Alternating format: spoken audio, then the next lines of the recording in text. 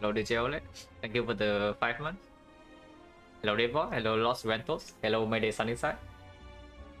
And yeah, the honestly I've had a pretty terrible week. Like I don't know whether I'm massively low rolling the IRL or this is all related or not. I hope not. But so after the last stream, right, my throat went like, really bad for a couple of days, like maybe 3 or 4 days. And then everything was like almost back to normal. But suddenly I just wake up with severe neck pain. I don't even know how that happened. Maybe bad sleeping posture, maybe some other things. But basically it was painful from right when I wake up all the way until I go to sleep again. So like just throughout the whole day, it was terrible. And yeah, I actually I'm getting a full body checkup like tomorrow because I'm a little bit scared. That suddenly like, everything just comes like at once, you know. So maybe something's wrong with me. So I need to get myself checked. At least now I feel better. I mean I hope it lasts. Hello Duran, thank you very much for the Prime Sub and the 12 months. I appreciate it a lot. I think I got Catfix and the mid and peace try, yeah. What time is it for me? Right now it's like 3:30 in the morning. So yeah, 3:30 AM. Hello Papa. Random neck pain might be just getting older. I mean I'm only like 29, you know, I'm not even 30 yet. So I sure hope that's not my body failing already. It's weird though because this is like I think this is the first time I ever had that. Since yeah, ever. It was like really uncomfortable. Face sleeper overextended, yeah, probably. Like I know that when the night right before I had the neck pain, like the posture was pretty bad because basically my my setup is like the PC, yeah. There's the PC table, and the PC table is like right around 1 meter, like right next to my bed. So usually when I go to bed, I just wear my headphones and then I like how do you say? I tilt my head to the side and watch some videos while falling asleep. So maybe that's the cause. I mean, I sure hope that is the case and it's not like any other serious problems. But yeah, we'll see. At least looks like my throat is fine now. I mean, not perfectly fine. It's probably still a long-term thing, but mostly okay. Okay, the Ironclad. So I'm pretty sure that this is wrong, yeah? Like the pathing I took an Act 2 here was wrong, but it doesn't matter. Hello, MJ? And yeah, Slayer Relic's apparently still down.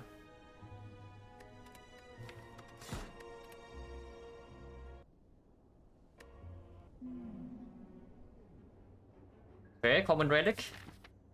I mean, pretty clear choice. Like, it doesn't matter what the boss is and what the layout looks like, it's probably always common Relic. Only 2 elites in Act 1. But the Burning Elite is on floor 6 and it's completely forced, there's no pivot. So unless this is something like Preserve Insect, we are not going for that. Hello, no random crits. Am I still sick? I mean, I don't actually know. I feel okay, but bad things have happened in the past week, so I go get myself checked like tomorrow. Okay, we are definitely not taking this elite. That much I can tell you. Fire, yeah. Like here looks okay. 2 fires in the entire act, not so bad. If you want a late shot before slime boss, this is the only shot, and it forces to go into the second shot, and it forces to take 4-6 elite without fire, so that's really bad.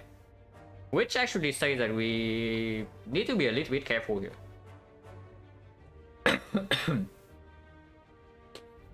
What happened? Yeah, my neck was in a massive pain for I think like in total 4 days. Right from the when I wake up all the way until I go to sleep. Like there's no break through the entire day, and it was terrible. And the timing is also like it comes like one comes right after the other, you know. Like my flu comes first, and then it's like the bad throat into coffee, into a bad neck. So I'm actually pretty scared that they are all connected. So yeah, we will see. Hopefully not. For 2 Scrabbles toxic egg cream crusher, yeah, sure. Okay, where are we going? Like can take advanced hallway here. Can also just take easy hallway. This is only 2 fights. 3 question mark is terrible. So we probably always start here unless we want to go to floor 2 shop. I don't think I want to go to floor 2 shop with 2 elite maximum in this act. So we probably start here and then decide again. If this card reward is good for the advanced hallway and it drops no potion, we probably go this way.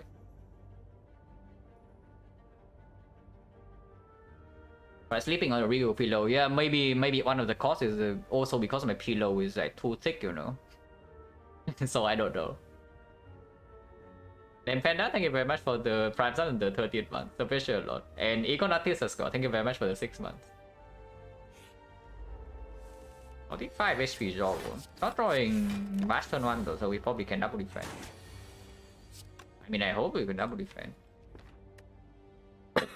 So 17 goes to 22. 22 is 41.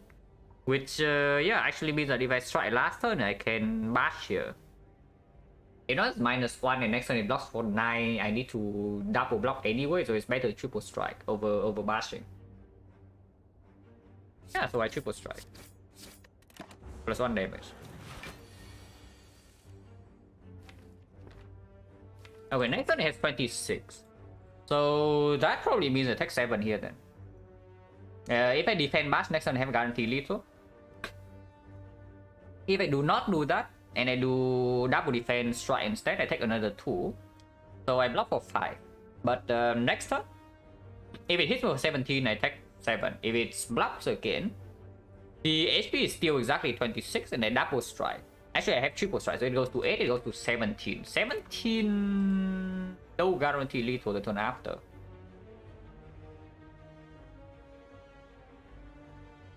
I drawn really badly this turn, but strike better. I know that I draw 1 defense though. So cannot be that bad. Because if I also draw the bash again this turn, then that also, so the only bad hand here would be defend 4 strikes. That hand then bash strike would be better.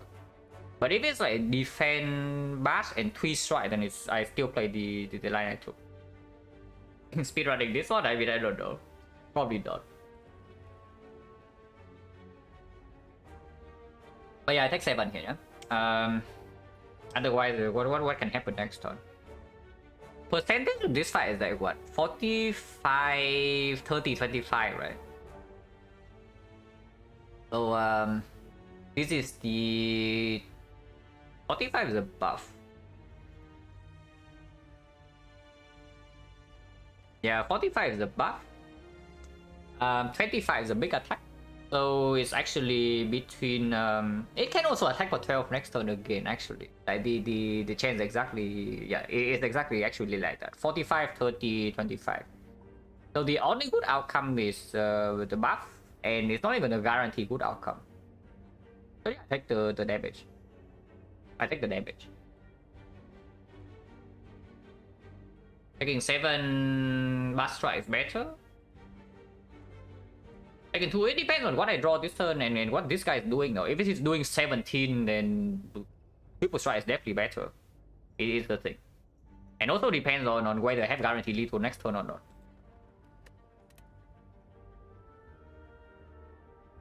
Because if I don't have lethal next turn here, for example, the bash is on the bottom, then I absolutely just double defend here at the very least. If I draw triple defense, I play 3 defense. But yeah, here with this hand I take 7. Yeah, see, we lost the rentals.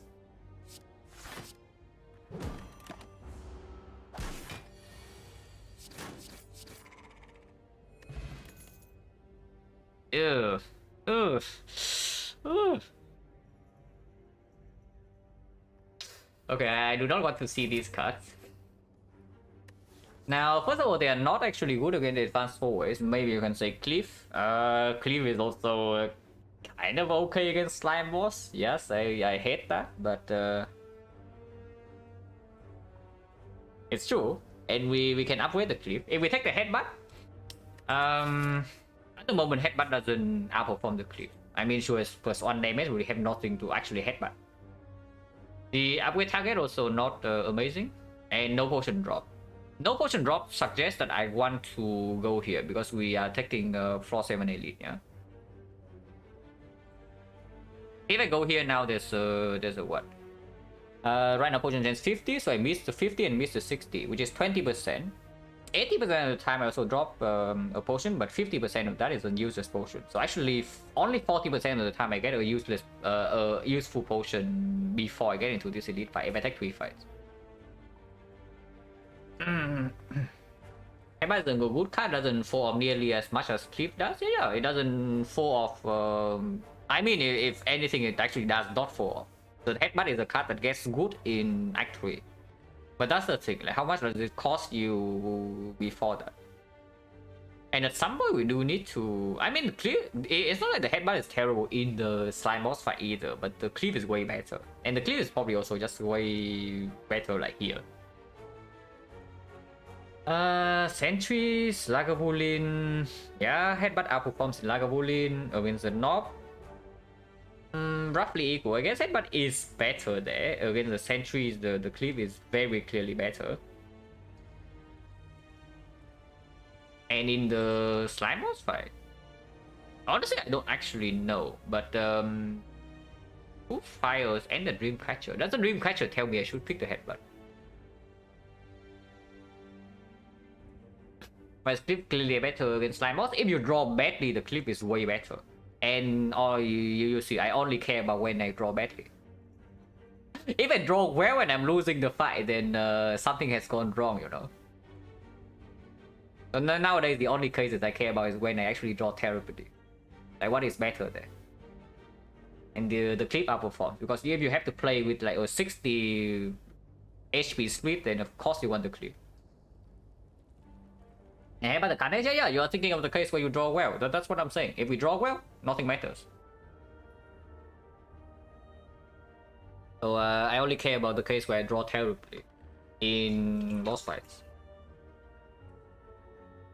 So for me, the on average, I don't know what it is, but in the bad cases, the Cliff definitely outperforms.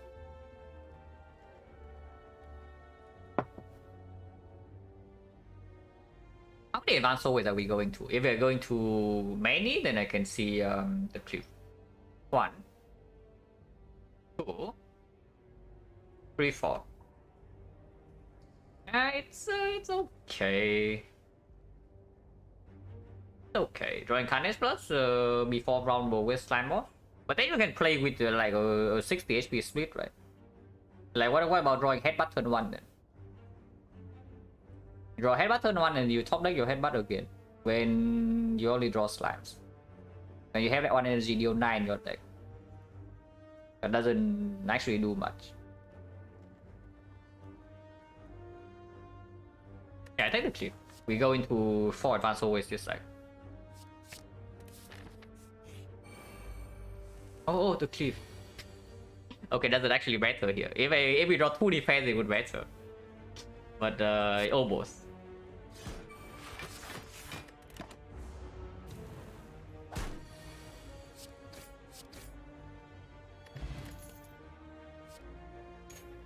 Oh, here's an angle, but no. Yeah, here's an angle, but yeah, no. I mean, I would take 1 elite in this side. I would rest twice and take 1 elite in this act before I take angle over offering. Yeah, like exactly. Oh, interesting.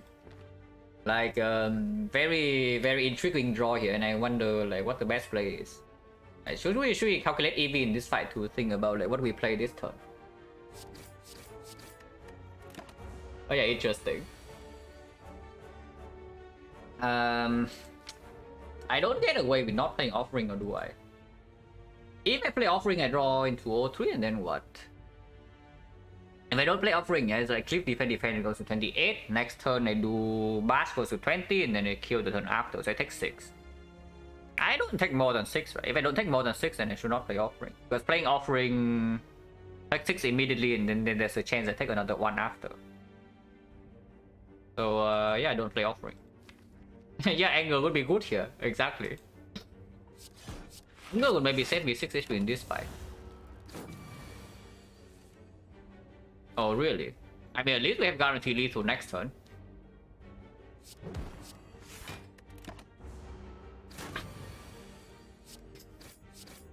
This roller was like really weird, I can tell you that much. Hello, YT1? And also, yeah, 3 fights, no potion. So interesting. Good thing that we... Okay, I should not say good thing before I actually see what the fight is. Because, yeah, 6 either way. 6 either way. I should not say like good thing before I actually see the fight. Because, I don't know, maybe it's like... okay, I should not say what it is. I should not say what it can be. I really don't want to jinx it, you know. Evolve into slime boss is a thing. If we pick the evolve, and we enter the slime boss fight with reasonable HP, we never die there.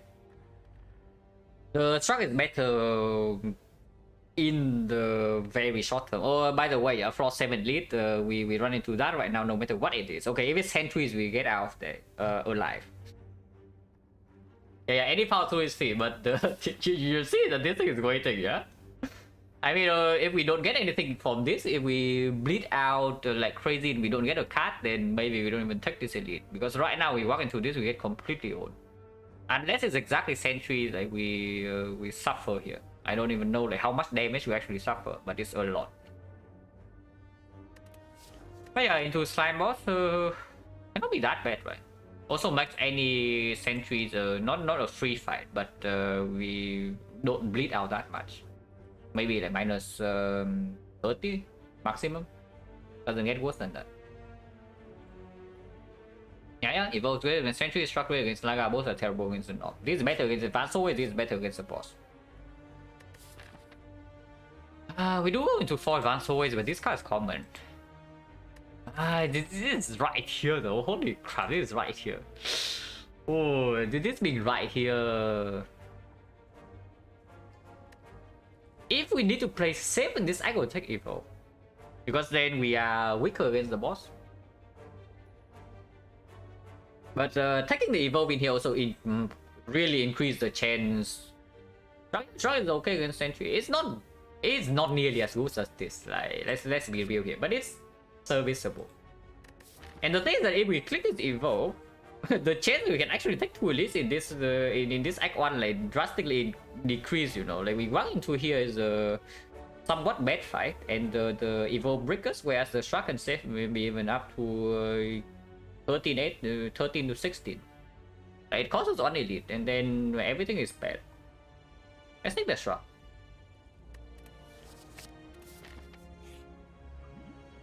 Oh dear. Well, we click. I don't know whether we can take the elite or not either way. So I would actually click here until we can die to this fight. As long as we cannot die to this fight, I would just click. And then yeah, we have Ring Patcher, exactly. We can't even skip this elite. Because right now I don't even know how safe this is. Like, this is terrible. yeah, Scrap was toxic, yeah, sure thing. But how many clicks? Like, what is the HP threshold that is extremely dangerous for advanced always?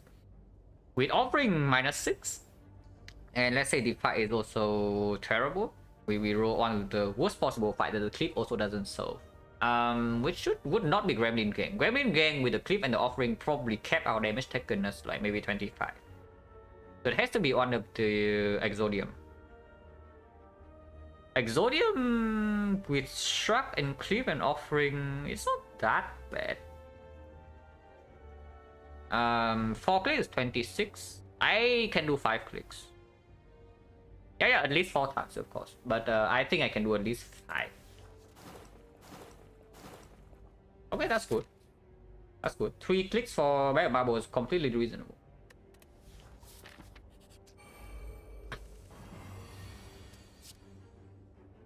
Water is I mean, if it's anger, we have a kill here. So it's still like it's still -6. Yeah, the clear. Yeah, it's -6 either way. So far the not really. The anger would have saved health before this. Oh really? No potion. So potion chance runners 80%.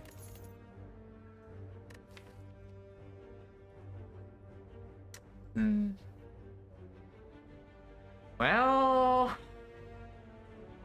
yeah. Now, if the elite is not to have the bag of marbles, maybe it's not so bad. Lagavulin destroys us. It's not very funny if we see Lagavulin. Like honestly, it's not even close. We probably don't die, but Lagavulin would probably be. I guess we can play Onstruck. We play Onstruck, but we also play Offering. So we take -32, and that is -38. And then like do even kill.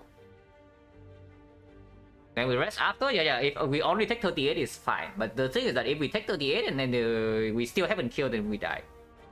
So how much energy can we spare? We have Offering is +2. Struck is -1. So it's +1, and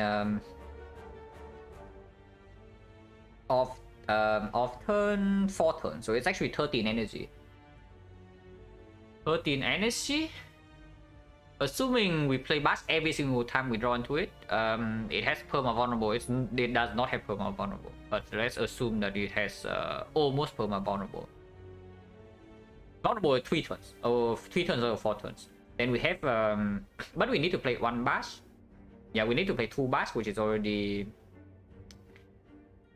4 energy. So we have another 9 energy.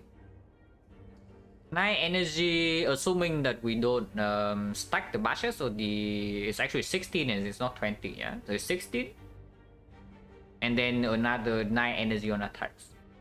Cliff we play twice, so it's actually 2 cliffs and 7 strikes. Which is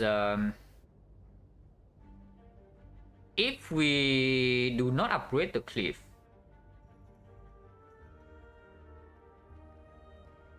upgrade bash rest isn't. I'm feeling that's what I'm thinking about right now. Like whether, and I don't even know whether I should upgrade bash or upgrade cliff or not. Upgrade bash is good against Lagavulin, but it's not like upgrade cliff is bad against Lagavulin either. If we are saying that we play every single bash and we block once. So like for now I'm calculating like 7 strike and then 2 cliffs, which is 16. 16 times 2 is 32. 32 and then 7 strikes, which is 63. So 95. 95 plus 16. Even if we assume permanent vulnerable, we still don't have enough damage. Oh, that's quite bad. Last play, yeah. Now that with Bang Bubbles, Bash actually plays against Sentries. Not that much, but it does play. Against Nob, I would say that the Bash actually doesn't play. Because you see turn 1 is already vulnerable. So if we draw Bash turn 1, it's vulnerable for 3 turns. If we draw turn 2, it's still vulnerable for 3 turns. Like, I mean, I guess we are not killing Nob in 3 turns. Okay, let's get real here, it's true. It's true, we are not killing Nob in 3 turns.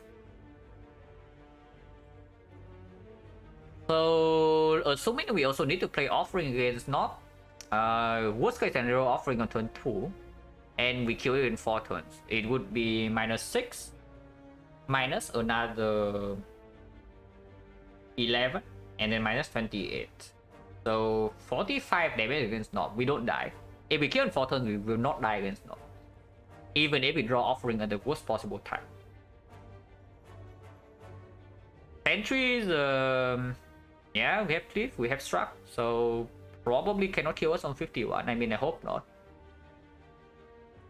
It's only about Lagavulin. We say that the knob damage maxes out at 45. And yeah, Lagavulin, the only upgrade that actually pushes us over the edge is the bash.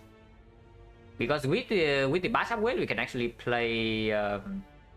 We can actually change like one bash to maybe 2 strike or maybe a strike or clip. The card, yeah, struck flex and in heavy blade, so pretty hot garbage. Unless you tell me we pick flex into upgrade it. That is almost a thing. No, really, that is almost a thing because we have offering.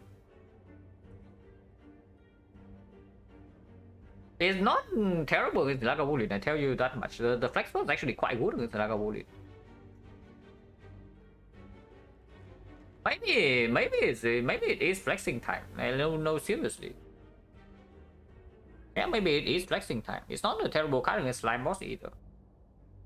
It's pretty bad, but it's not awful. It would be better with headbutt, but it is not as super bad with the clip. Because right here, either we are resting or we are upgrading bash. And I don't even know, like, is upgrading bash like so freaking amazing. I think we're still taking that much damage and it's not either way. Okay. So the thing about the flex is that it actually... Oh... And it kills us against the knockback. If we still don't kill in 3 turns, and now suddenly... We flex and offering on turn 2. And then the knock's hitting us for 14 into 33. So it's 47. Because 6 of 53. But we play 1 struck and survive. Because struck is blocking for us the minimum 3 damage, so we live on 1. Once again, guarantee get Laga not allowed to skip flex. So I can struck, of course, a big flex. Like, we already know that maximum damage is not enough for Lagavulin. We spend every single energy on attack except 1 struck. And with permanent vulnerable, we are still short on damage. then of course we pick the flex. Now you see, I could recalculated like 7 strike and 2 clips and 2 bashes is 16 plus another 32, 48 plus another 62, 63. So that's 111. Minimum HP of Lagavulin is 120. Yeah, 112 plus 8. So we don't have it. That's the unfortunate part. Like, even if we draw almost optimally and we don't waste any single energy, we still do not kill Lagavulin. Now picking second shock? No, if we pick second shock, we can upgrade bash and maybe rest. It's not it's never second shock, but I'm really looking at the flex, and I think it's okay. Just because we have Dream Catcher resting here is not so bad. And the flex most likely reduce the damage we take from... It's not reducing, but I think it caps out the damage we take from Lagavulin to 38. Upgrade, yeah, we have the upgrade for flex, we have the offering, we have Bang Bubbles. Cannot be that bad. It's a bad angle, basically. And we upgrade the flex immediately. Over resting. And then yeah, if we do that, we run into the edit. Oh really? Oh really? Oh, that's disappointing, but okay, at least we draw the pass. Yeah, like look at the flex, guys. Like look at it. Yeah, it played immediately. We don't have a guaranteed kill, by the way. Just saying, we don't have a guaranteed kill, but it's very likely. Yeah, look at it go. No potion, 90%. Interesting. And uses relic. Clip actually a good icon card? No. But if it's up against skip and I'm running into several advanced ways attack it, it's also slime boss. Oh really? Can I or can I not? Oh, I have a really bad feeling about this bet. Like if I add this card to this deck, I think the chance that we actually die in Act 1 skyrockets. Like it's not really funny. Yeah, I know. Yeah, sure. Corruption is not. Corruption is good against the Lagavulin, 50% of the time. Against Sentry it's terrible. Against Slime Boss it doesn't play. Take the Corruption, yeah, and then die to Slime Boss again, or what's the plan? In this fire, I think we are resting. Take armor, be happy. Yeah, we can take armaments and to upgrade that. We just fought the knob, so the armaments will play in the second elite. But yeah, what about resting? Maybe rest the last fire, because we can still heal. With the offering in the deck, it's not very likely that we can heal in fights. Whenever we draw into offering, we play it. Like almost always, because our deck is not strong enough. Hello, Master. Thank you for the good luck. Yeah, we take armaments, we upgrade it, and then we can maybe rest every fire after. There's only one more in this deck. So chance 90%. So very likely we get a potion here and we can take the elite. Or we can stock up potions here and then run to this elite, but then we use one potion here and then suddenly we don't have potion of slime boss. So ideally I would like to take this fight, get a potion, use the potion to take this fight, and then we get 2 more potions in these fights, and then we get into slime boss with 2 potions. If corruption say clash is armament to upgrade better than skip into upgrade clip or rest, upgrade armaments, taking armaments into upgrade armaments is definitely better than upgrade clip. Like with especially with the offering in the deck.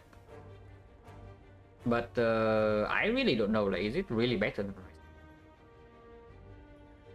If we with the next elite we know that it cannot be nerfed, like, it cannot be so bad, the armaments. Yeah, now that we know the second elite cannot be nerfed. Offering alone is already a big thing that speaks for this. Elite cannot be nerfed is another huge thing. Let's do that. The armament. And yeah, if we take armament, we probably should upgrade it then with the offering. Good against like whatever elite is here. And I don't know, maybe this is a sustained relic, like me in the bone, and then we look CD for resting.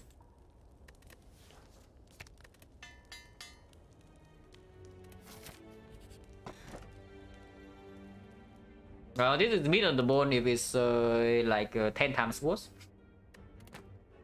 But we have the combo now. Dreamcatcher, Singing Bow, yes. 2 choices second elite? Yeah, there are 2 choices. But I would prefer to take this one over this one, because I really want to have 2 potions for slime boss. Okay, we roll a tame away fire at least. This fight I might not need to offering. But we can struck first and see.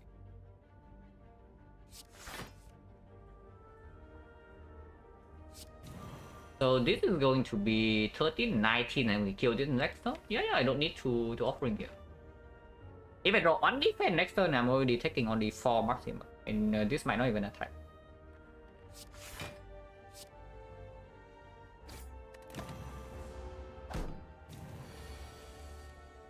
Yeah, actually taking 4. Not drawing 2 defense and this guy also attacks, so slightly unlucky, but still better than playing the offering turn 1. So we did heal here, heal by 2. Could be better, could be worse. Yeah, okay, this potion doesn't do anything. It also doesn't do anything in the slime boss fight. More flex. Hello Sam, who am I cheering for in the World Cup? I do not watch football. Or soccer, like whatever you call it. Have not watched for, I don't know, like maybe 10 years at this point. So I have no idea what is happening. How bad is race? Terrible. Mainly because we already have a card that we want to draw with several attacks, and our deck actually doesn't have many attacks yet. If you add both flex and race to your deck, you just make both of them worse. Is the thing, and this card doesn't play super well in slime boss either, like with what we are doing, and it's also up against +2. What's my main interest outside Spire? I just watch. I spend a lot of time on my computer. Like these days, I watch a lot of random speed runs here and then I do.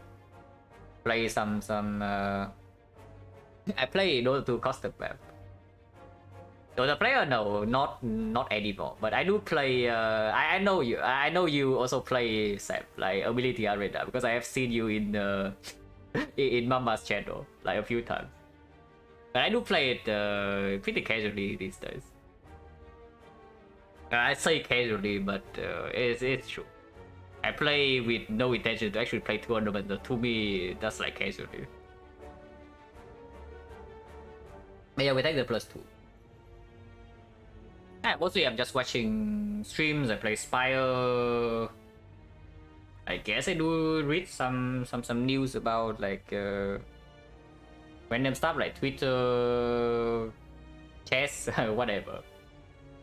Against the Storm. Oh yeah, like Against the Storm, I actually saw that game. Like yeah, I remember that you recommended to me once, and it's like overwhelmingly positive on Steam. So I definitely check it out at some point. Usually, overwhelmingly positive reviews on Steam are pretty good games.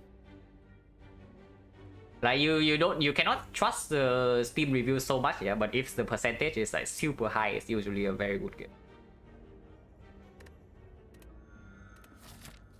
Okay, like what couldn't drop fortunes. Yeah, I would prefer not to go into the rabbit hole. Just came out on Steam, yeah, I'm aware. That's a pretty deep rabbit hole though. I don't know whether I would like to get into that hole or not. Okay, so I mean, yeah, Lagavulin Centuries fight, it got a lot stronger with the Armaments and the Flex Plus at the very least. So we do not die from 47. With this potion only helps against the, I guess it's like 6 damage against Lagavulin. Not amazing though. If we go into this way, potion right now is still 80%, yeah. So it's like 80 into 70, which is 56%. That we drop 2 potions and we had to toss away on potion, and then we still use on potion, and then we get on here or what? I think we lead immediately, right? Hello Dragonite, hello Grisma. Hope feeling better? Yeah, I am, but I get a full body checkup like tomorrow, because bad things have happened the past week and I'm a little bit worried. But for hopefully nothing serious. And it just like sleeping badly caused my neck to hurt. Yeah, I think they lead immediately, or is that stupid? Because it's not like the thought balls are completely useless in Centuries fight. It's pretty useless in Lagavulin. But Lagavulin, a good potion in there would be Counter Spot, which I would actually prefer to save for Slime Boss, or Defensive Potion. Defensive Potion is good everywhere. Yeah, like if it's good against Lagavulin, it's good against Slime Boss. Full day of neck pain, sleeping well position, never 4 days. Yeah, 4 days are pretty long. And I don't even know like whether it went away naturally or it's because I also got some stuff. But I got like this you know like the things like the stickers, right? I don't know like what the proper word is, but it's like something, they have some medicine and then you stick it on the areas with like pain, and then yeah, it's greatly reduced. It was really good, but I don't know whether that thing actually helped or not. I mean, it helped me get rid of the pain substantially, but whether what killed the neck, I have no idea. I don't know the name, yeah, but you know what I'm talking about, right? Like I know. Like I've seen that thing like many times. I actually kept never bothered to learn the words. Oh, you can take the elite. It is like a bullion. Offering turn 1. This is a terrible offering hand, right? So I don't do it. But it means I have to open with no vulnerable. I have a wood pillow, multiple pillows. I sleep with one pillow only, and it's pretty. The one I slept with when I had neck pain was like pretty. Was probably slightly taller than the one I usually use. So maybe that's the case. But nowadays I sleep with a pretty low one. to keep my next trade basically. This is a pretty bad turn 1 by the way, yeah, but this is at least 6 damage, and with the armaments now we can actually block. Armaments now means that we don't actually need to kill in before the first hit, second cycle. We can armaments the strike and then we can block with this. And with the flex, our reduced strength doesn't hurt as much. There's no reason to offering here, right? So we don't offer it. He also rolls maximum HP, yeah, by the way. If I draw into armaments, I would armament. If I don't draw into armaments, I armaments do double attack next turn. I do not want to shuffle the armaments plus out, no matter what. So yeah, next turn is just armaments strike click.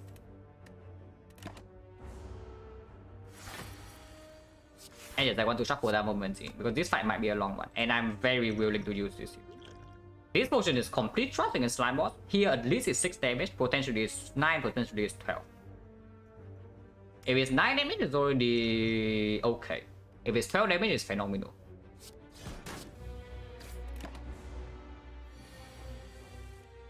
And I definitely play this offering because I'm withdrawing here is huge.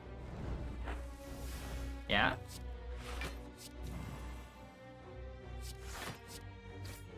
This is a good turn. So I can full block, or I can get some flex value. If I draw the bash next turn, I would steal bash probably, and then I block for 8, so I'm taking another 12. No strength, so it's bash, and then the turn afterwards would be off turn. So let's assume that I don't draw cliff, so it would be like bash into strike, maybe a normal. Actually, there's no normal strike.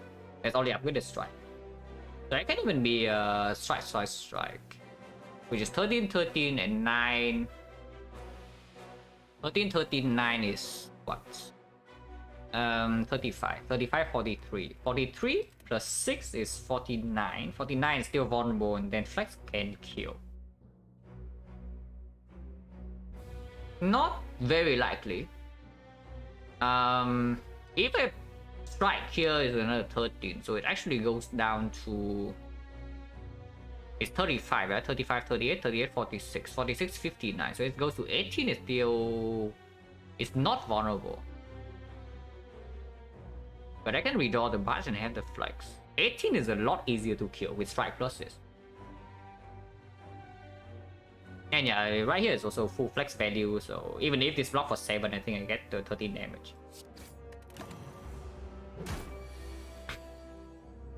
Okay, we know that we have cliff plus and strike plus. Next turn I do not struck it, so I defend bash.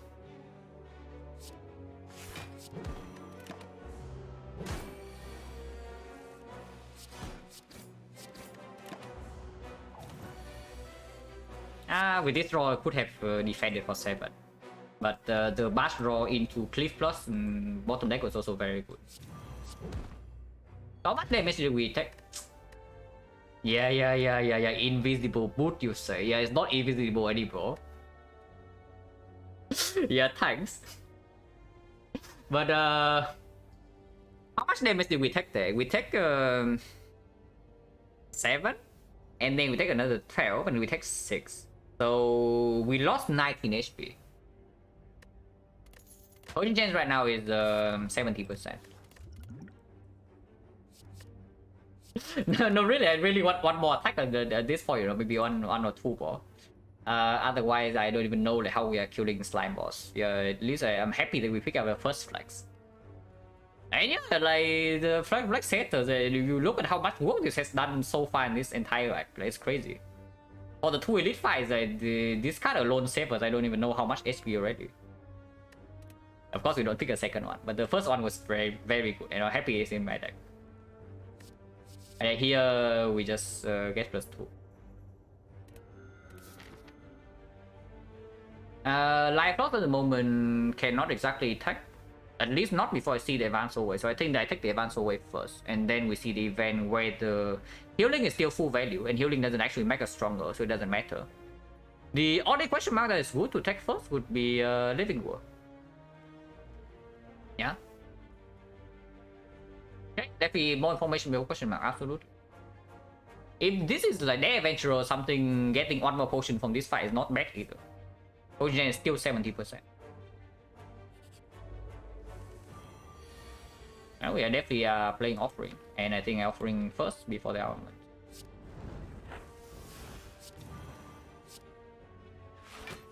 It's lethal. So we don't lose any HP here. Another distill curse. Potion gen is around 60. Okay, attacks. We pick one of these. The pommel strike is better later. The twin strike is better now. Very slightly. Pommel strike is slightly awkward because we are most definitely resting before slime boss. Yeah, I tell you that much. We are unless we get a healing question mark like the banana, we are definitely resting before the slime boss. So the pommel having the much better upgrade and plays better later is not. It doesn't happen that early. I'm saying. Pizza is better for the flex, and for the flex only. Pommel strike, I don't even know. Is pommel strike better or worse for the flex compared to twin strike? Like of course twin strike skills double, but pommel strike draw into other stuff. And we are still absolutely picking up an angle at this point. Yeah, it's just pommel, right? It's still just pommel, even if the twin strike might play a little bit better right now. Especially if we are resting.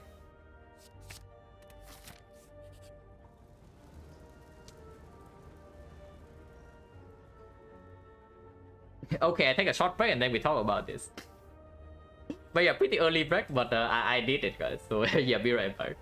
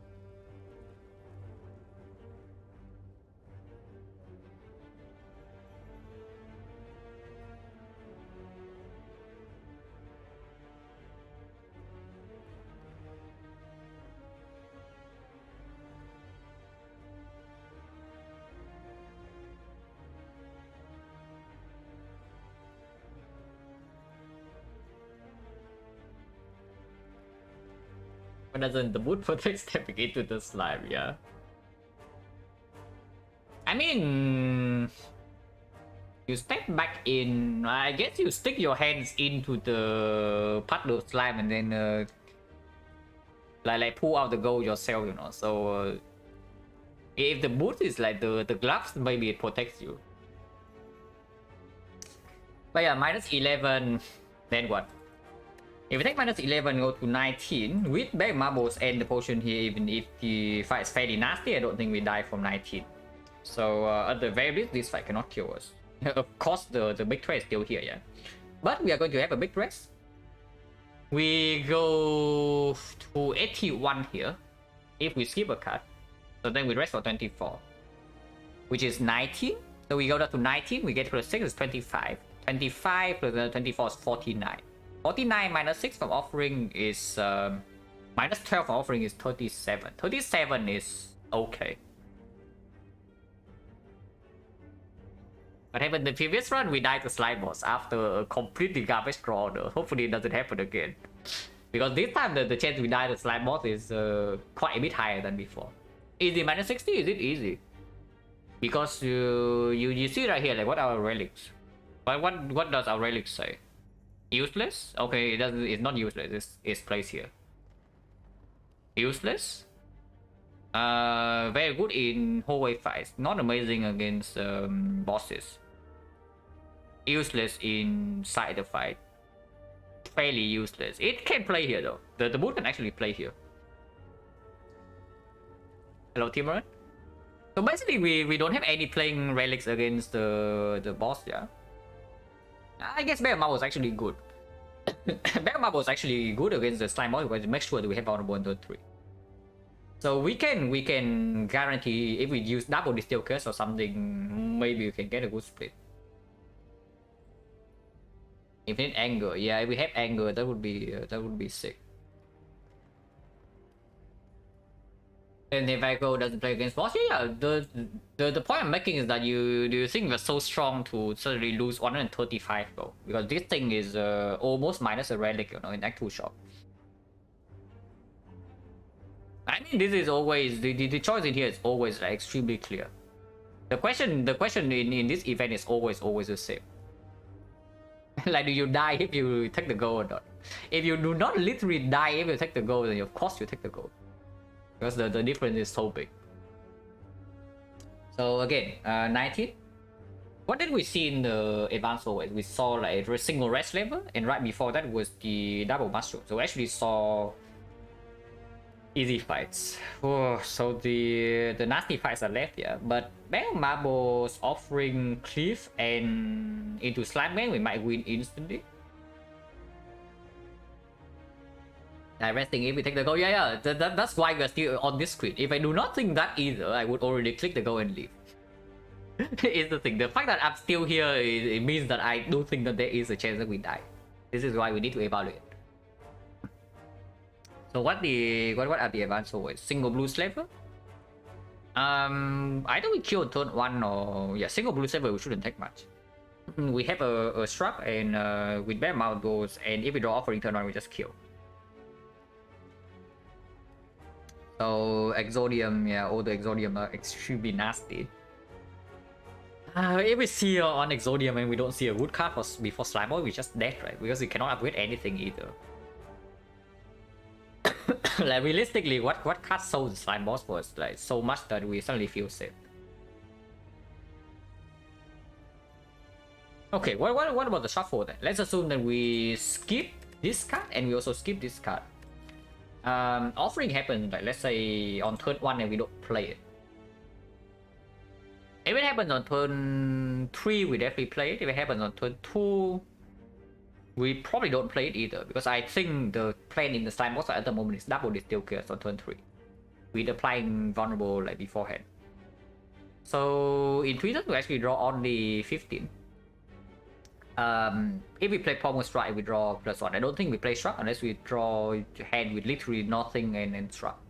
Otherwise, we always spend energy on attack. So we actually draw 16. Bottom deck is only 1 card, but with the Distill Curse, it means that we draw everything +5. So the chance of getting offering immediately in the distillers is how much?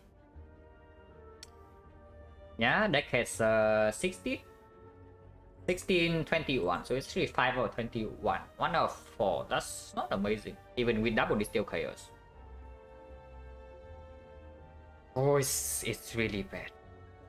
Okay, if we give out the gold, then what happens? If we give out the gold here, 60, 194, 194 plus another 90, so 284, 300. We might miss a rare relic in the deck 2 shop because of that, but we can buy everything else. Sure, I lose the gold. Yeah, any with this not guaranteeing a good split, we cannot do this at the moment. Yeah, good question mark, of course. Thanks. And now we lose like 0 HP here, but okay, it's not 0. It is 0. Holy crap, we actually lose 0 HP here. We can lose 1. But we can defend next turn, no? If we defend here next turn, if they both attack again, or we can just take 1 and then get out. If we take 1, we don't take more. It's 1 non or it's 1 not non. Defending actually opens up a pretty bad low roll case. Only if we don't draw struck. If we draw struck, everything is fine. But that is 5 out of like 11, really, with the pombo. If we have to play offering, we have already lost life. I take 1.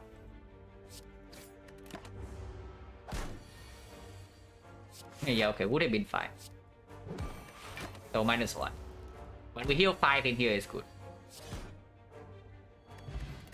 Draw a potion again. This potion is not stronger than what we have though. Was the gold taken? No. We tossed the gold away. Well, do we believe in the Infernal Blade? Because Infernal Blade with the armament is kind of a combo. A small combo. Yeah, any multi-hit, like maybe the pummel, any big attack is good, any multi-hit with the flex is good. Honestly, even Wild Strike is okay in Slime Boss. The only bad hit in Slime Boss fight is exactly one thing, that is the Clash. Whirlwind is fine. Whirlwind will not help with the split itself, but having the Whirlwind in the reshuffle is okay. +2, you want to enter Act 2 with this deck? Oh really? Really though? +2. 2 uncommon cards also means that the red chance doesn't actually advance, yeah. So Dreamcatcher might not actually bring us anything amazing. We are still resting. 35 is not it. I want to interact with this. Yeah, that's why we take more cards. Like more attacks are gonna be that bad, right? We bag marbles. Is Inferno actually better? Yeah, absolutely it is. Like why would it not be better than whatever crap is in here? Like, do you think Inferno Blade is worse than what is Inferno Blade worse than? Like compared to this deck, it's definitely better than these things. If Inferno Blade rolls a freaking cliff, are you happy? You are not, right? So it's absolutely better than this, and it's very good with armament. Like, yeah, it is better than 6, probably like 7 out of 8 attacks in our deck. Like, why would it be bad? Skill Potion, I don't think I take over the Steel Curse. I think these things... Skill Potion, if we take Skill Potion, we are accepting that we take some hits on the Slime Boss. This actually gives us, even if it's only plays that uses stuff like the Slime or whatever, it's still advance of turn by 0.6. So that we actually draw into our stronger cards. This is a strong potion in the Slime Boss fight. I don't think I want Skill Potion at all over this. If it's a guaranteed damage potion, I take it. And then we are still resting. Okay, that is good. That is extremely good without flex. And the Infernal Blade. And the armament. I mean, Infernal Blade not really, but Infernal Blade with armaments I mean. yeah, Dreamcatcher is always so. Dreamcatcher is always bad until it isn't. Okay, we have the Vault 1 turn 3, but again, Do I want to play Pommel Strike? Yes. With the with the battle trends in deck right now, then yes, of course. I do not waste damage here. But the card choice is Perfected Strike, battle trends, and something else. Would have taken Perfected Strike actually, but probably not with the flex already here. And the Armament Plus.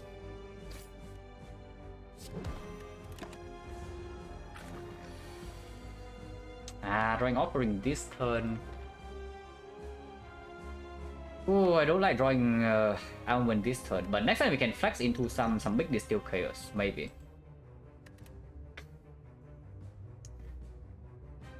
Do I struck here?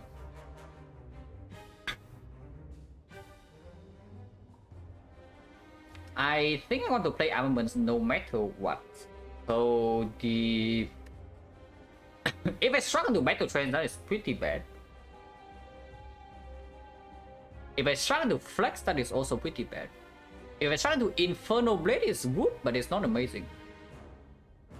Everything else is good to struggle into. Is that actually true? I don't even know whether I would be happy struggling into the strike, because there's no guarantee we have we can spend 3 energy next turn, even with the battle trends. This is also a clean shuffle, yeah. Yeah, this is also a clean reshuffle. Like next turn, for example, I draw the battle trends. If I don't draw the battle trends, I can always still do the Distill Curse and shuffle out all these cards. I play whatever I want first. I flex maybe Inferno Blade and then play the Inferno Blade card and shuffle next turn. Blocking? No, we are not blocking. We are splitting next turn. We are playing double Distill Curse probably with Vulnerable Steel on and a flex turn. Which tells me I don't actually want to struck, right? And it's not like upgrading struck is terrible either. Yeah, I don't struck. I just armament this and then play strike. Hopefully we have the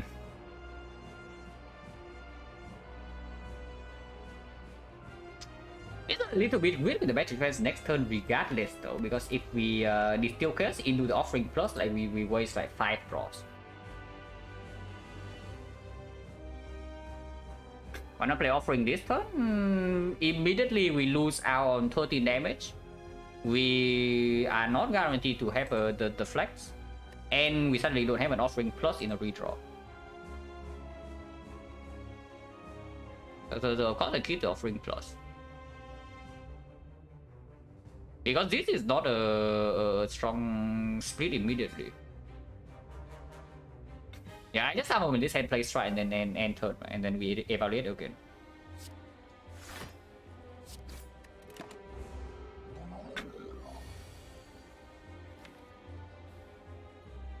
Oh, that's completely fine. Now this cursor sucks, yeah, but it shuffles out the defense, and I shuffle in the flex and the Inferno Blade attack. I can't even see what it is first. Oh. Oh, you don't want Inferno Blade. Oh, really now? You do not want this Inferno Blade, yeah? Interesting. And yeah, we definitely Distill Curse here. We know that we land into the battle trend and then we just flex battle trend Fiend Fire. This thing is done for. I still want to shuffle in the flex, right? Because we draw what? We draw 3 cards. So our hand is how much damage is it? It's 11, 16 times 1, 2, 3, 4, 5, 6. It's 96. It splits at 16. It's a 16 and then flex. Yeah, I guess flex is still okay. That's a redraw. Not that good. Yeah, it's not that good. It's not that. So maybe not. Maybe not.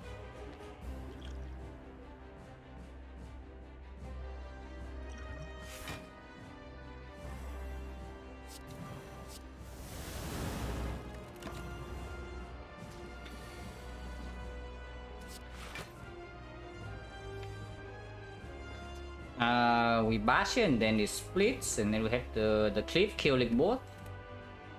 Or we can full block this turn and get frill. Could have interrupted this as well, but with the cliff coming up. Yeah, thanks for 18, that's true. We don't care. Yeah, we don't actually care. Next turn, click kills them all. Imagine not taking the goal. Yeah, indeed. Imagine. But I mean yeah, again, Info the Blade could have been a class and it would have been it's still okay even if it's a class. Class plays twice. That's just saying, even if we join into it immediately. Okay, Impervious and Feet. It's not Demon Form, I can tell you that much. We have Armament. That immediately tells me that the Feet is stronger than usual. With Bell Marbles and Offering, we can also feed turn 1. And Dreamcatcher resting is big, yes. Long-term blocking plan, the feed is equally as good, maybe even better than the Impervious. So it's just about the immediate value. And with Bell Marbles, it's gonna be so bad. And we're already having a big rest. Yeah, we feed.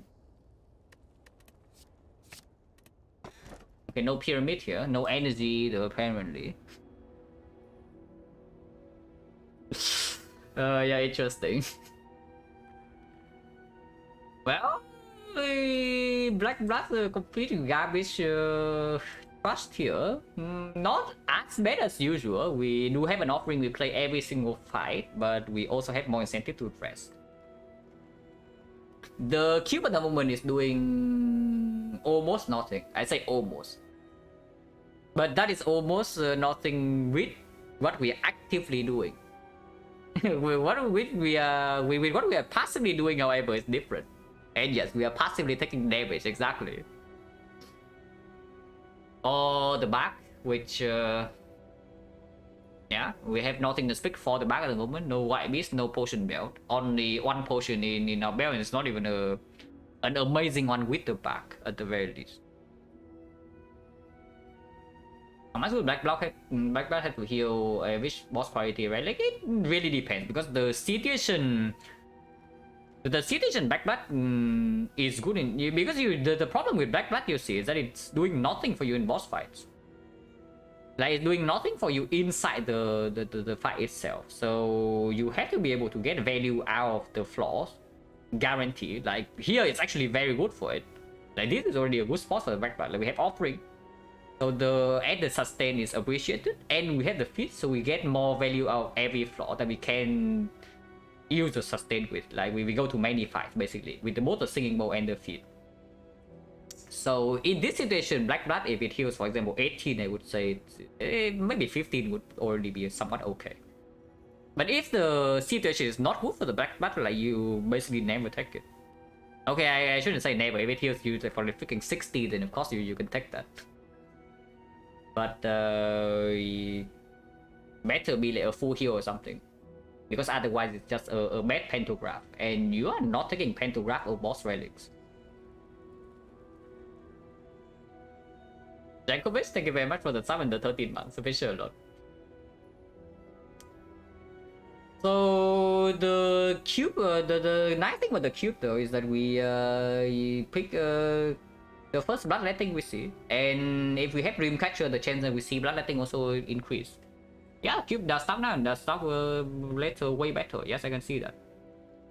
Compare the cube to the back, like, they are both act for relics basically. And the cube, I would say, the back I would say is better into the actual elite fights, mainly because we can brute force, guarantee to brute force one elite fight with the back potion. But yeah, in act for itself, the cube is better, absolutely.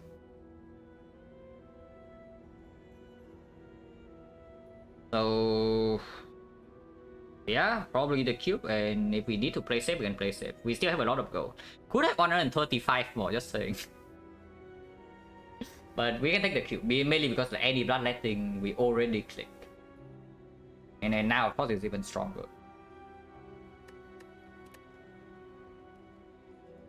But yeah, I am not a very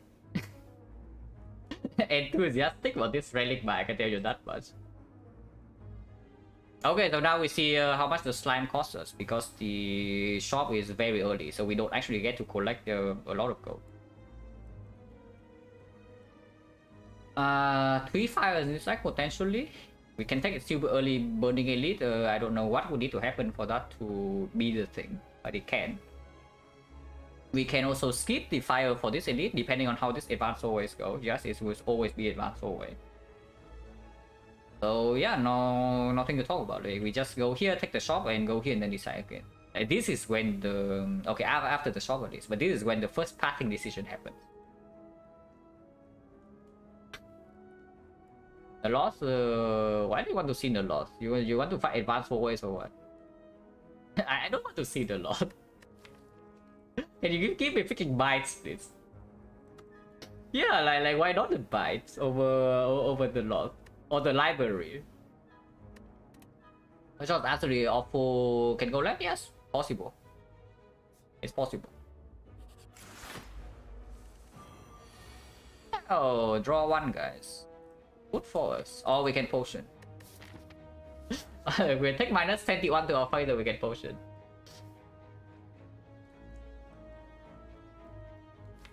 I really want to get the feed in this fight. And yes, we can rest here. Yeah, always see Inferno Blade, doesn't matter though, it never kills. But maybe it's uppercut, maybe it's Iron Wave. And it's not like potion is guaranteed to help either. Any damage in here is a death roll. Oh, it can beat this. Okay. Drop into struck, easy. Drop into struck. Yeah, drop into struck and then we struck into like maybe battle trance armament. Yes. Okay, not quite. But minus 16. Yeah, 16 is okay. 16 is okay. I keep my potion.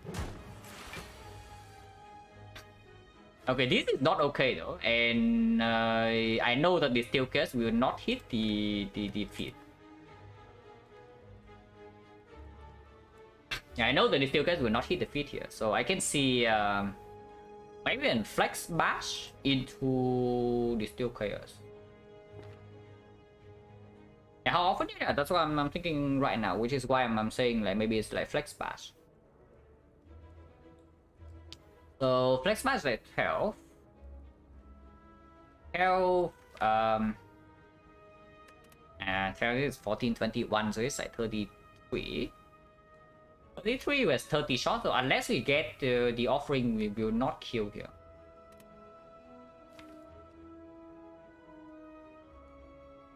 If we get the battle trends and not the offering, I would be very unhappy that I spent 2 energy on bash.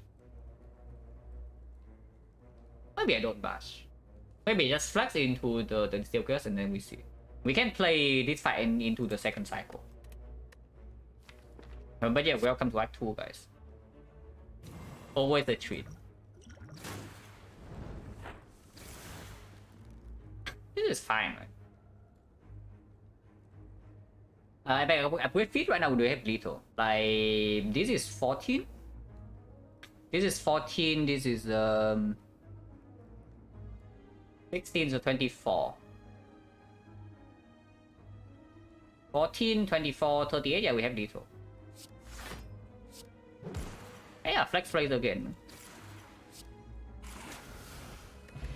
No potion, so 50%. Yeah, dual will feed in Dreamland. Or we can quick swap boomerang with the boot and the flex plus. Also a terrible card in Act 2, yes. Absolutely horrendous card, but good in the single target fights, for example, move stopping. But yeah, let's not. Because it's also up against +2. If it's not boomerang plus, I would actually take it. I'm not even kidding. If it's boomerang plus, I take it. But boomerang minus, even with the flex, it's only still energy deal 21 random. So against Gremlin Leader, it's terrible if she summons a Mad Gremlin. Against the Slaver, it doesn't do much. It doesn't do enough. Don't stop against fish draw 5. Yeah, we draw to the wounds. Slaver is also like draw 3 on turn 1. No? So it's not that bad. Oh yeah, it's +2.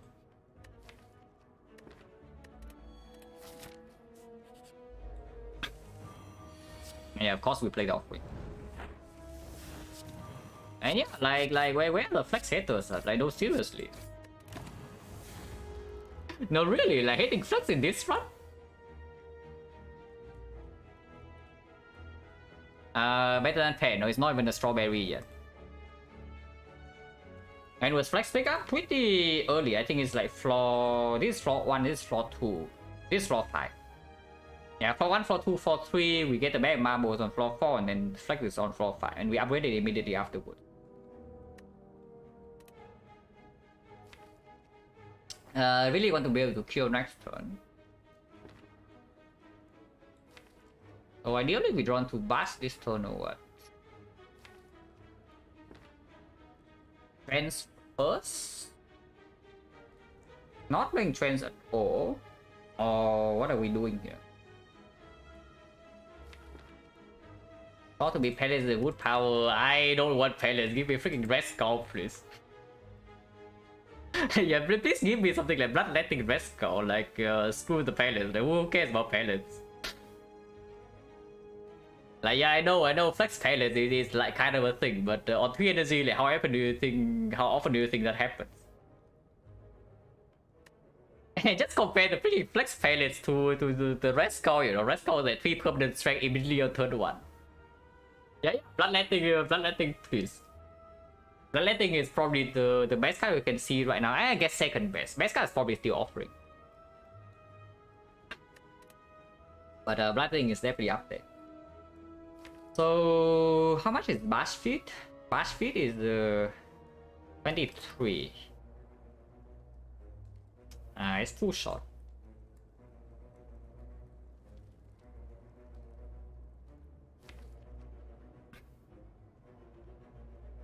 That probably tells me I should battle trade first. Yeah, now I can actually armament bash. Bash struck is better than armament bash, only if the damage doesn't matter. Here we have 50 plus 9 is 24. 24, 34, Infernal Blade, even Anger is kill. So as long as it's not Iron Wave, minimum damage is the Iron Wave, so it's 7. As long as it's not Clash. Whirlwind means that we don't get fit, we will still have a kill. So minimum, yes, is 7. Hey, Vitality? Yeah, absolutely. Waiting for strong enough, but Swan Beam, yeah, strong enough. I don't know like whether we get to survive Act 2 or not. Is the thing. Legend doesn't allow fit? Yes, it's true. If it deals too much damage, it also doesn't allow fit. But if it's not class, the minimum is like 7, yeah? I mean, we can secure the feed right now by doing Bash Combo Strike, but then we take 8 extra. I don't know how good that is. Okay, say 7 a kill or not. 8 plus 7 plus 9. So 24. 24 plus 15 is not actually a kill unless we armament. So Iron Wave is not killing, Whirlwind is not killing, Anger is not killing, Dropkick is not killing. If I Anger the bash instead, we have plus 2, so it's actually 10 plus 9 plus 7 plus 15, so it's 41. Yeah, okay, cool. Yeah, 41. Interesting. Do I just take the 12 then get out of here? But then we take a 6, then we take another 12, we heal by 9. So we take 9 damage again in this fight. And we're just taking damage every fight. If we don't kill next turn, like, it is awful, I tell you that much. If we don't actually kill next turn, everything goes completely insanely bad. Minimum is 18, next turn it can be 31. 40% of the time it's 31. And if we play any block in here, then we don't draw anything else. Yeah, I probably just take the extra damage, right, to get a guaranteed feed. Like, Bash Combo. Bash Combo is how much? It's 21, 21 goes to 21, and then yeah, Strike Feed is a kill. So, nothing can go wrong. Damage and fantasy Q value, yeah, sure. Actually, we draw 1 card, Even if with plus 1 dice in here, we do draw 1 card with a Q. Does that change anything then? If the card we draw is a strike, any attack at all, the strike, the flex definitely is a kill. Yeah, if we draw a strike, then how much is it? It's 9, 9, 15. So 33. So Bash Element would actually get to kill. How many cards do we draw? How many cards do we have? 1, 2, 3. Armament is killing, right? Armament is killing. This is 9, and then yeah, Infernal Blade got 0, but it can be Clash. Or Whirlwind. If we have 0 energy, then Whirlwind also doesn't deal damage. So this is 9, this is 12, which is 13 plus another 18, 31. I think 41. Oh, freaking 41, man. So Armament is not a guaranteed kill, but very likely. There are 2 misses here with the Infernal Blade. In total, the Ironclad card pool 75 cards minus the 3 starters, so 72. I think I counted the cards once. It's like 2 attacks, 2 skills, and then 1 power. So it's roughly 30 attacks, probably like 28, 29. So it's like 7% that the Infernal Blade screw us over. Not exactly a nice percentage, I can tell you that. And then how often do we miss? Like any other bluff card is not killing, right? So 1, 2, 3, 4, 5. Is Bash a kill? No. No 6. So we have 6 misses. 1, 2, 3, 4, 5, 6, 7, 8 hits. And this is probably like 8.9, yeah, 8.9. So 8.9 hits over 15, like more than 60%. And that is already with the Infernal Blade not performing. Extra rolls armaments on feet if I take 12. Yeah, it also cost me 8 HP immediately, so I don't know.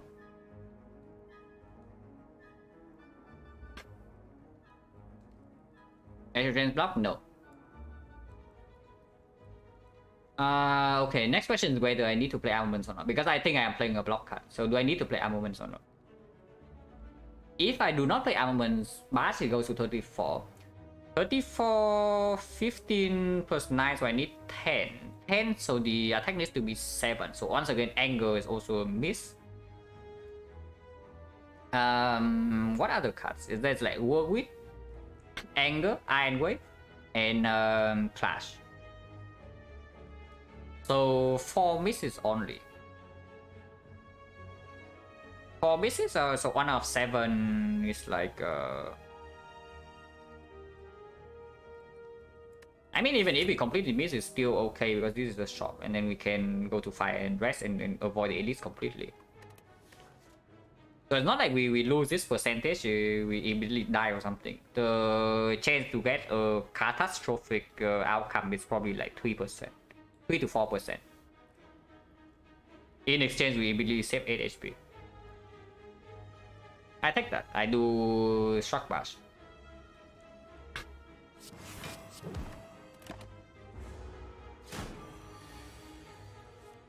Okay, we missed this here, so better perform, yeah?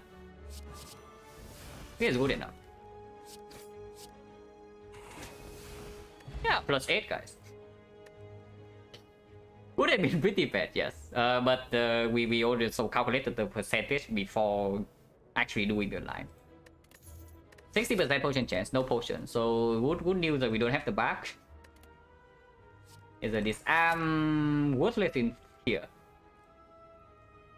Well, not really worthless. We do strip on a layer immediately with this. Okay against the book. Not amazing, but it's okay. Flavor not exactly good, but if we have to dodge elites completely, then I would like to have a disarm in my deck. Even if this arm cube is a small anti-synergy against Heart Later, like very small. Yeah, okay against it's basically not good against elites unless it's exactly bull staffing. But it is okay. If we have to fight no elites, then yeah, I absolutely take the disarm over skip. And it is looking more likely, you know, that we cannot actually fight any elites this except the very last one. Brimstone in the shop, I don't know whether I would like to take Brimstone in this deck though. Like, on one hand, Brimstone is okay if we get into Act 4 because we already have the feat, we have the singing bow, and we have a disarm that we add right here. So mitigation for Act 4 Brimstone is very high. But at the same time, Brimstone also doesn't really allow us to This deck doesn't use Brimstone well, basically, is what I'm saying at the moment. So it gets like weird pretty fast. But I guess we'll see. I mean, we are taking this. Okay, we're not going to the second shot. That much I can say.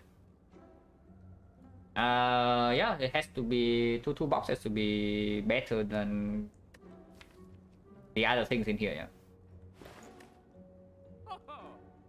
Sunday, yeah, Sunday on the Ironclad. Yes. If you buy Sunday with this spot, I don't know like what to tell you. I guess different playstyles. I will say though, because we are playing Ironclad with the Dreamcatcher, you do get away with this Sunday like pretty often. Like I'm not even kidding. Even if our deck has 0 exhaust at the moment, we already have 1 Pommel Strike. And with the Dreamcatcher and the feat, we can rest every fire and suddenly we get like 1 exhaust card, 2 Pommel Strike, and then yeah, we are not even 2 Pommel Strike, we have 1 Pommel Strike and 1 Struck already. So just any card that exhaust, suddenly we are infinite in any fight we can take our time, and we have a lot of max HP. So I'm not even kidding, you get away with this Sundial surprisingly often. I don't know if it's often enough for me to do it, because again, it's a card that doesn't play in whole wave fight, so it makes our feeding plan worse, and our boss relic is already not playing like super well in the short term. Like this is already freaking long term. Like this is already freaking long term. This is also long term. So like how how much long term do we want to play before we die here in the short term? Yeah, let's just take the freaking toolbox. So now next question, do we take and yeah, here's when the slime go would have been nice, because if we had the slime go and take shackle remove and maybe a potion, we cannot do all that because we don't have the 135 gold. Yeah, 135 gold is a lot. Who could have thought? So no, Scarlet, the Dash Echo is Ironclad card? No, Dash Echo is actually a defect card. I'm not even kidding. Dash Echo is if you say Dash Echo belongs to one character, it's definitely a defect card. But yeah, it's good on all characters. This card is like completely busted on average. So okay, how much do we believe in ourselves here? One question mark, yeah. If we remove a card in here and suddenly we get bites or the upgrade or base card, we are pretty unhappy, right? So what is the chance of that? One question mark. I would say normally if you go to probably like 3.5 question marks on average, you see the you see an event like 15% of the time. But the later question mark also has a higher chance to be shops, chests, and whatever. So it probably averages out to like 3. I would say one question mark here is like 5% that you see specific event. So by the like 5% and then another 5% is the upgrade all cards. So roughly like 10% here that we get super mega punish for removing. And yeah, it's also up against Dark Shackles. 10% is not that low. Like 10% is only not that low. We don't go to another question mark in this actor. Most likely we are dodging this elite unless something very good happens here. And then we go fire, and then we don't go to this shop unless we see old coin somewhere, like here. Then most likely it's like here. We can get on late question mark. Or this way we want more advanced always, but most likely it's like this. So one more question mark in the entire act, you're okay. The thing is that like removing is also giving us 1 potion. If we take the dash cycle, we cannot buy potion. We are like yeah, 4 gold off. But I mean, if we are not taking this elite either way, then like, who cares about potions? Like we're just fighting advance always. Fire into burning, yes. Actually, yes. Like we see Mausoleum here, we click into Preserve Insect, and then suddenly this gives us a strong potion, maybe, I don't know what potion that would be, but something. And then maybe we can take this, yes. It's not impossible. Yeah, we take Shackle and then leave. Okay, fine. I guess we remove either way. So yeah, remove strike, yeah. Now that we get shrine, this is 20% the shop and no more bites. No more bites, no more upgrade. Oh. So we are set.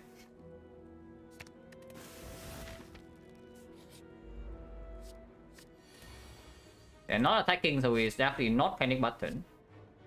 Can be Metamorphosis, can be Mind Blast. If we take the Mind Blast, it's useless in the redraw, but it's forcing her to heal immediately next turn. And it's dealing 16 is at 24, it's not so bad. Yeah, 24 immediately over Metamorphosis, 2 energy cost. Okay, right, the Mind Blast. 24.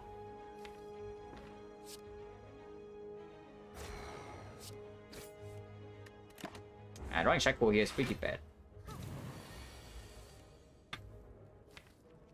I do think I play Offering here though. If we can kill this turn is phenomenal.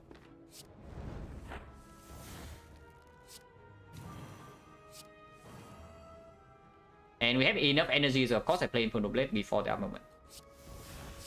Yeah, the Rampage. Unfortunately, we are on off, but we can disarm here. 21 is not super easy to do. But Creep lost place. So we actually kill this now. Yeah, thanks again, Flex.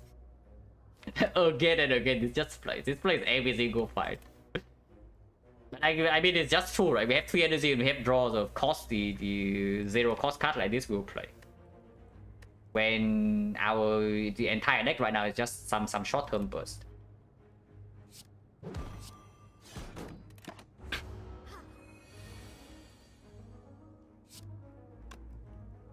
Never played Mind Blast here, so I just trans immediately. Maybe I draw into armaments? No.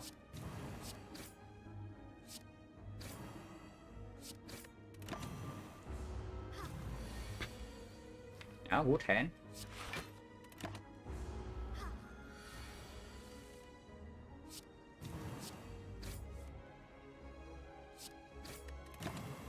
And yeah, of course we wait to feed here. But still easily block. Moment feed is coming up.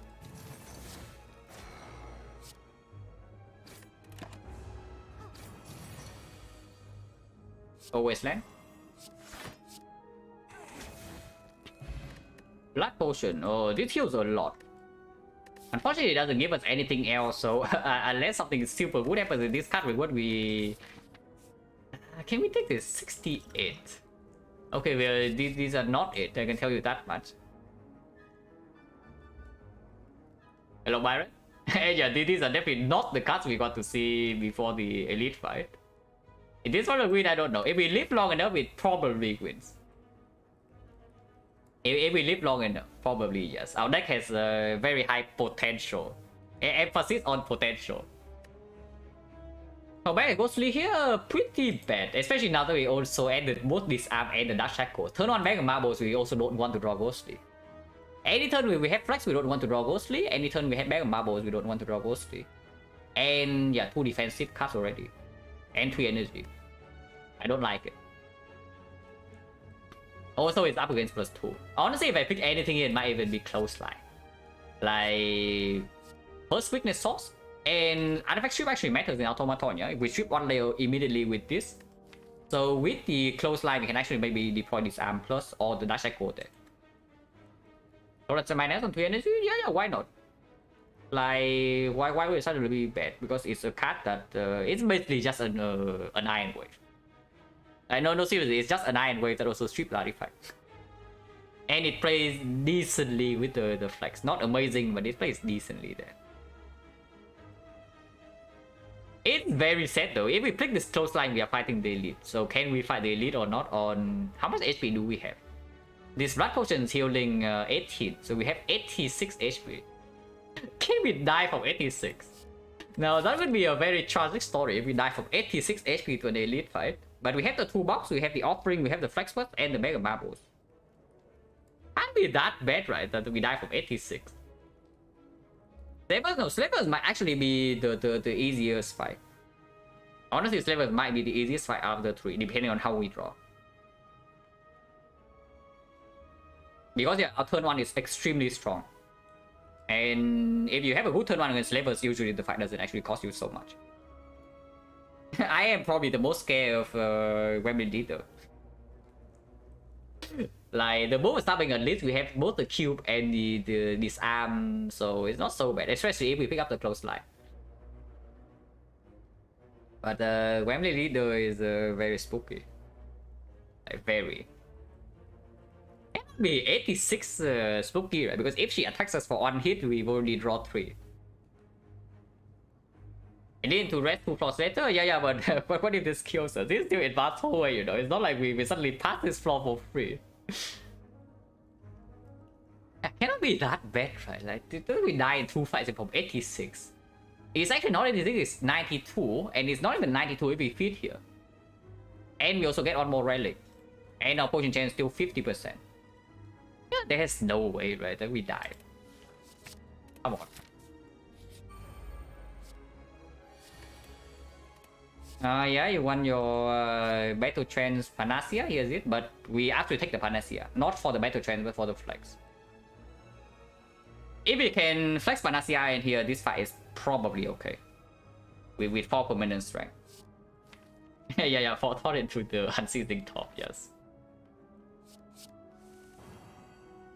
Oh, we can do both. That's cool. So armaments Panacea plus into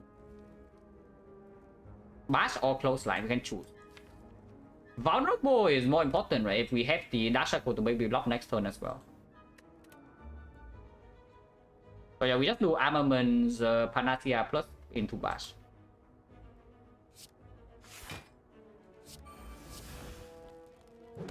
Draw 2. Yeah, excellent. Yeah, Flex Haters are once again in shambles. I know, really. Okay, next question is whether we actually want to play this arm or not. Yeah, crazy, I know. But maybe you don't even play this arm here. Because this is already 45 damage. And this arm doesn't actually play next turn. So if we kill over 2, the disarm blocks for what, like 2 damage. You probably don't even play this arm, right? With 4 strength and the thing already, and we can Battle Trance into offering still with another Panacea charge. And we just shackle in and triple attack.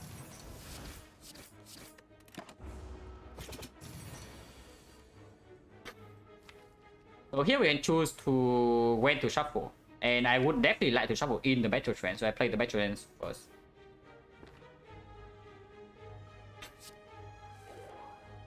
I would like to probably shuffle. I see what this is first and then I decide, yeah. If I draw into the armaments afterwards, it's still okay. I upgrade this.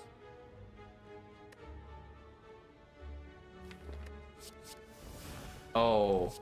Oh, this thing is so freaking dead, guys. Yeah, of course we don't die to elite from 88. From 86. And yeah, Infernal Blade once again play massively. Like, what can I say? Do we kill already with 4 attacks? 74? 74, 89, yes. So offering alone is really killing. We don't need to shuffle in the bludgeon. Which says that I should offering first, so that I have a higher chance to redraw to armament. And we need the energy either way.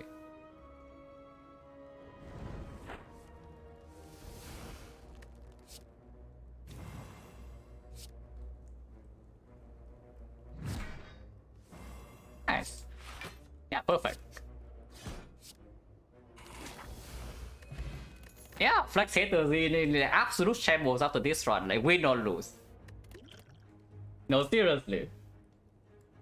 Yeah, now here's the headbutt. Headbutt is back. And it's better than before because we have the much better, in fact, because we have the armament plus, we have the Battle Trance, and we have the offering and the feed. I mean, yeah, sure, Thunderclap Plus is green. We have enough artifacts already. Now that we added the Clothesline Miners. Both elite fights are AoE. This is not an AoE card though, like. I mean, yeah, it kind of is, but only if you draw your other AoE together with this. Otherwise, your vulnerable doesn't stick. And it's like, what, an energy deal 7. Yeah, sure, it's still... It's not worse than this. And it's okay into Automaton, but... really now. No, seriously, like at some point, I guess with the feed in our deck, with the feed in our deck, we don't actually have, we don't really die because of too many cards. Because yeah, in Act 4, your deck is bloated, whatever, we draw like 10 with this when we face tank the hard attack. So it's true, like normally the die scenario, because you added too many cards, you don't draw enough in Act 4, is no longer the case for us. So we can actually take cards like pretty freely here, as long as they play for a decent amount of time. So when does this Thunderclap fall off? I mean, at the very least, it's good all the way until the end of Act 2. So it's not good enough for me. Are we picking up Whirlwind or Evolate or something? Because if not, maybe it's okay for Retromancer too. Maybe it's not so bad. It comes with the free upgrade. Without the free upgrade, it's pretty garbage. It's still a little bit upgraded with the boot. But Flex Thunderclap is also kind of a combo, yes. Cheaper access to vulnerable with the Flex is pretty welcome. Yeah, it can shoot artifact. Shooting artifact is very good, as we say, because we have Disarm and Shackles. It's okay, it's not so bad. It's not so bad, I can see it. Pretty sad though, but if we sleep long enough for the feat to happen until we are maybe 150, 160, then it should not matter. It's okay. And also, this is something I don't say when I make the decision, but it's actually, it is a little bit weighted in my mind, you know, when I consider. I don't get to actually pick Thunderclap very often, so I kind of want to pick it. Because it does play here. Not amazingly well, but it does play. And it doesn't actually break me later. Yeah, like the deck already has a freaking Flex, I might as well go all out, right? The bomb, also known as the feed stopper. If I start, yeah, it's true. I don't think I have lost with this card on stream yet. I think I picked it like once. So if we win this run, it's like 2 out of 2. Flex, I have also won one run with this, never lost. So again, if we win this run, it's like another 2 out of 2. It's still the bomb, right? Yeah, our deck has 0 AoE, and this thing actually is trouble. Like, it has freaking 3 artifacts.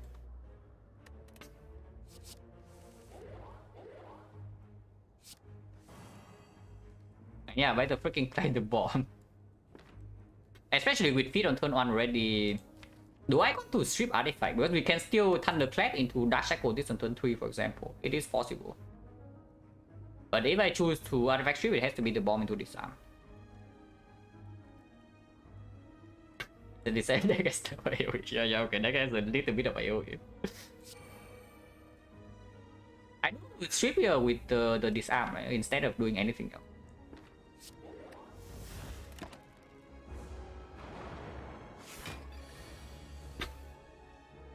Cringe. Well, I guess we can Dark Shackle the other way. Next turn we suffer, basically. Yeah, next turn we suffer. That's the short version. And if the Unceasing Top is, I'm really considering not playing this Flex to not proc Unceasing Top. Should I do that, or is that stupid? Because even Seizing Top draws into, let's say, like Thunderclap, maybe Armaments or the Infernal Blade, and we cannot kill this next turn, we are in big trouble.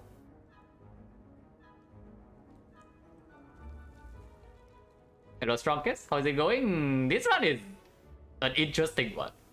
It's what I will say. I don't know how strong it is at the moment, but it's definitely interesting. We have some slightly suboptimal stuff in our deck, and also our red deck bar is not the best. But we have feed, so it's probably okay.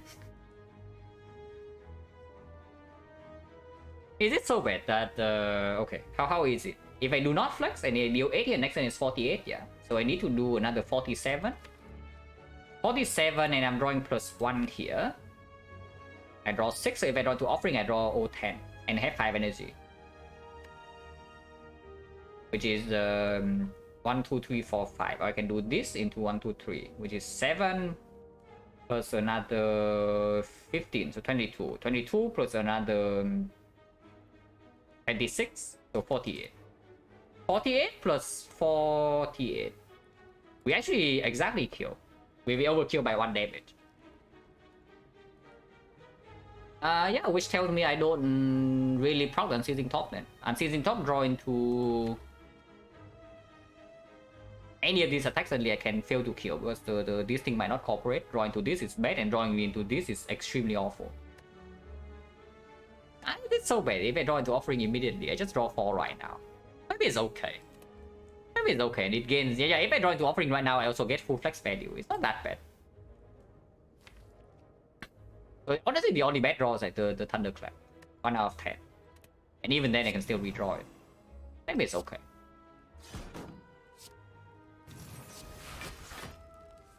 Yeah, that's good. And now maybe I get to feed. Maybe. Very rarely I get to. Oh. Oh. Oh. Oh. Okay. Actually, completely forgot. Now I go this guy and not this guy to block for dive, so I don't actually strip artifacts. I don't have lethal here, but. Interesting. Okay, well, whatever, guys. We have Dreamcatcher, like right here it plays. You can still also redraw into the redraw into something. Maybe this can give it something. You can maybe even block this, to be honest, because armaments into struck defense is a lot. Probably just want to shuffle all of this, right?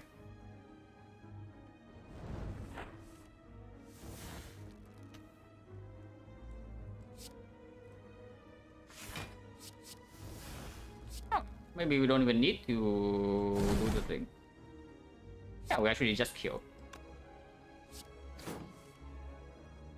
Don't draw into the feed. If we block this... we are taking only 2 damage. And then we get the feed, it's positive. Actually, we take only 1 damage.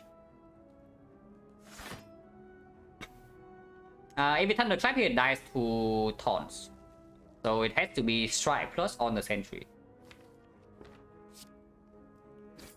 And yeah, the fan plays like 1 damage. Actually, no, we don't have taunts. What am I talking about? Okay, whatever. Ignore me, guys. Yeah. Ignore me, guys. Whatever. Like, it doesn't matter. Bot weakness? Actual strength scaling, yeah, combats with the cube, like mega hyper synergy. Insane. We discard 1 card at the end of our turn. Every turn. Isn't that cool? Draw 1 into discarding immediately so that we get headbutt it back. We don't have a headbutt in our deck though. Spot weakness with the cube is slightly stronger than usual because we can land it more often in the hard fight and way faster.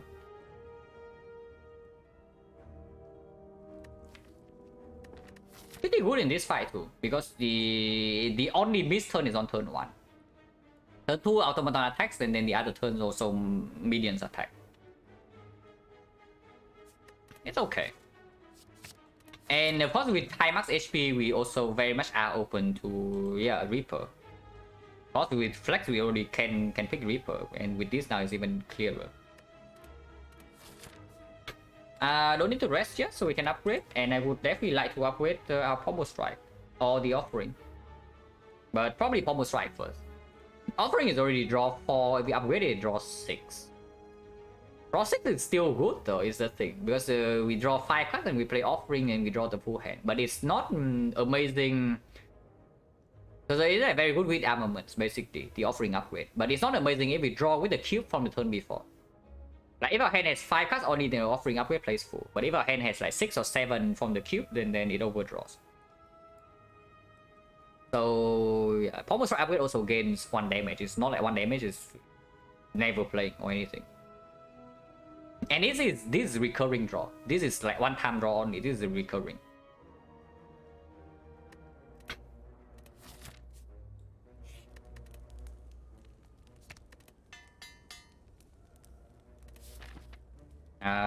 Where we go to doesn't matter. If it's old coin, I would maybe go to the shops. Of course, this is objectively just better. It's not old coin. It is, however, pretty strong. Not this arm, no.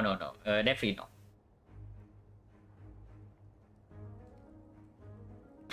Especially when we have Dark Shadow in the deck already. I don't think this disarm is ever getting upgraded unless we have an Exhume or maybe a Brimstone or something. Otherwise, I would just take Dreamcatcher over this upgrade. I would take Draw upgrade over this arm upgrade for sure, and I would take Dreamcatcher over this upgrade too. Oh, this is strong. It's actually very significant for the short term because you see our deck, like what attacks do we even have? Yeah, Formal Strike and Force Strikes, and this we don't even want to play with Vulnerable already. This we don't even want to play with Weaken already. And then there's Cliff, which is yeah, going to be weaker than Strike. We picked up the Strike Dummy in an Inferno Blade. It's a significant short-term power upgrade. The slight problem with this is, of course, opportunity cost is like a thing, but there's also cost key consideration, and we would love energy to go with our thing. Koski, however, if it's Pain is infinite draw, so one of the worst curses is suddenly like one of the best curses. So the downside of the Pain is significantly reduced. Yeah, this is like way too strong, right? With our deck currently like this. And damage against Automaton is like nowhere near solved yet. It is the thing. Yeah, we have a lot of HP. We are probably going to be near full HP when we enter the fight with Blood Potion and the rest. But surviving Hyper Beam doesn't mean that the fight suddenly is over. We take this. And yeah, 180 gold is enough to do things here, but no. Gives us one fire, not too interested. So we just take the whole way first. Because whole way is also more fit. More fit, more singing, but okay, maybe I want to go to shop. Okay, we'll talk here. Like, do we... Panic button is blocking full this turn, yeah? But magnetism is plus 4 max HP.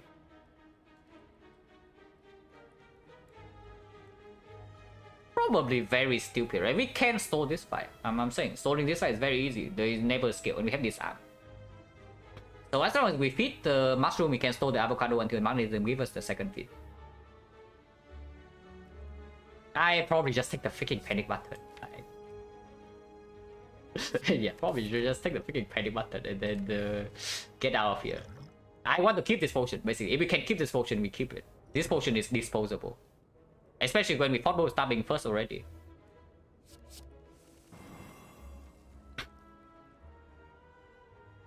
So still disarm avocado, right? Because next turn we suffer. In fact, I can even use it right now. What's the potion chance? 1, 2, 3, 4, 5. 5 we draw 2 potions, so currently 50.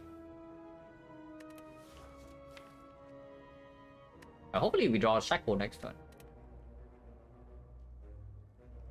Still, it's like just close line here, maybe disarm here, and then panic button. The boot.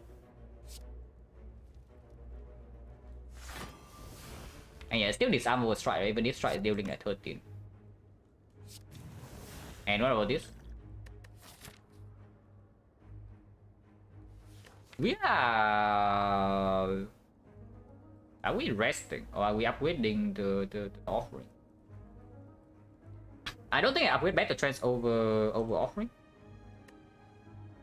I think upgrade is strong. It is really strong. Especially when we have some burst things like this. And the spot weakness as well. It plays with all of these.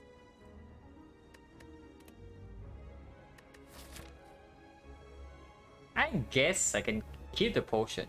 Would this potion be good for the next advanced always? What can it be? Resting another roll? Yeah, it's true. I'm just thinking whether I want to use Taunts or not, because if I'm not using Taunts in this fight and it drops another potion, then I'm just using Blood. If I'm using Blood, I am not resting. Oh yeah, it's not like offering upgrade is bad either, so I guess I don't. If I don't need to potion, I don't potion. And I mean next turn we can also get old. Not so bad. So probably Thunderclap into Pommel Strike first. This is 0 cost. Every other blocker doesn't play. Offering is giving energy. So how bad is Spot Witness into... If we are vulnerable this turn, how much does this thing hit us for? It's a base 5, yeah? So base 5 is going to 6, so we get 6 more damage, but we also block for 6 immediately. And we kill 1 turn of being vulnerable with the weakness. Weakness next turn runs out. Yeah, if we can kill the mushroom right now, I would like to. 10 into 16. Ooh, this is definitely kills. Not sure I just kill the mushroom immediately then. Because if we draw into Shackle, it also full blocks this turn.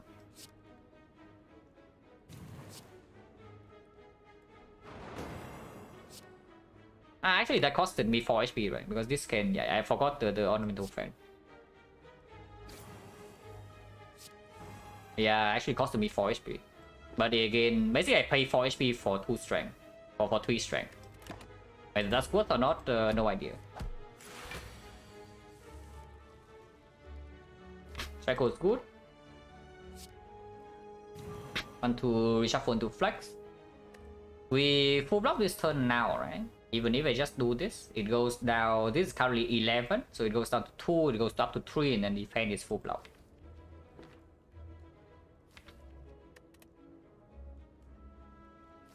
Oh, sure, I don't need to offering yet.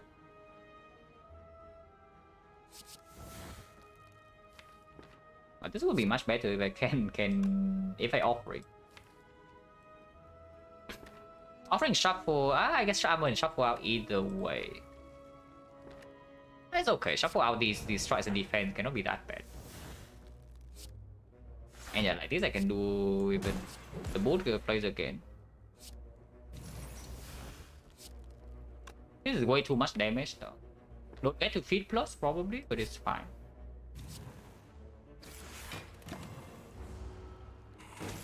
Debuff runs out. And yeah, we just kill.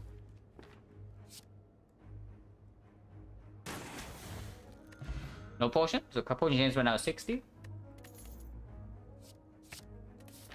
I mean, that's an instant click. I don't even care what it's on that screen. If it's not Reaper and not offering, I click the button that thing. Okay, maybe Shockwave I consider a little bit. Maybe Corruption I consider a little bit. But there are not many cards better than this that we can see. Do we upgrade it now? I don't think so. Like, this is still only draw 1, you see. Like, this draw is already providing us with the energy to use. So, for this upgrade to actually matter, we need to land it together with either the Pommel Strike Plus or the Battle Transfer. Because the rest of our deck is not even expensive. Like, you see these cards. They're all 1 cost. This costs 2. But this costs 0. This costs 0. Everything else costing 1. With the Strike Dummy though, I would say that this upgrade actually give us maybe like 15-20 damage potentially. Actually, it's quite strong. But then again, it's up against a Dreamcatcher rest with a lot of max HP, and we are still entering the elite with a bunch of advanced soul. So it's not like these fights are suddenly free either. I take my Dreamcatcher. Yeah, I take my Dreamcatcher immediately actually. Dreamcatcher here is slightly better. Yeah, Dreamcatcher here is actually slightly better because we rest for more. And we can never die to 2 advanced soulways with this much HP, and we are like so much stronger than a few floors before. Treasure Map is also worthless, yeah, like 20% is a shop, otherwise it's just a fight. I don't even want to see a shop. So we probably take 2 fight first then, into the rest here. Yeah, probably just take 2 fight first.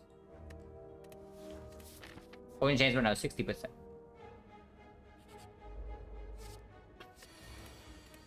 Metamorphosis and the Snack World are completely worthless. Snack World traits is something. Panache can play. Because we have offering and bloodletting and the Inferno Blade, so Panache can proc maybe optimistically maybe twice, but probably only once. It is zero cost. This is also either a strong card or a zero cost card. I think a check. Okay. I don't know whether that's good or not, but I guess we are playing it. Are we playing it? Thunderclap right now is good. Feet right now is okay. Bash is not amazing. It's better to draw later. If we violence right now basically means that we draw a lot of block cards. It's not that good. I almost right plus. Yeah, because we draw so many strikes already, this actually pulls real attacks and they are 2 costs. And if we pull the attack, then this flex suddenly becomes trash even if it's for 0. Probably not.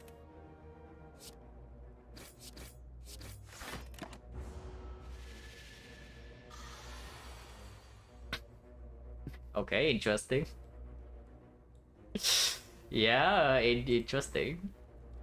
So do we close line for 3 or do we want to bet on the snack or not screwing us? Yeah, should have violence. Apparently, yes. Apparently, yes. If this is the hand that we draw, then of course we should violence. Yeah, could have had for 2 energy. Yeah, no kidding. And now with these being 3 energy already, the next time we draw violence and we do violence, they are going to pull this at 3 energy. That's pretty annoying. Probably just take the close line, minus 13. And yeah, if we minus 13 here, then most likely blood potion gets used. So I don't really use a taunt potion. Of course, we still wait to feed.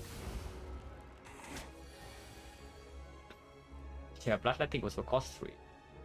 Oh, this is so freaking rude actually. Like, what the hell is this?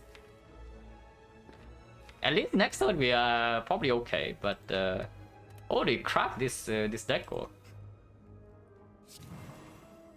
And yeah, we cannot defend, right? So it's just Thunderclap Bash.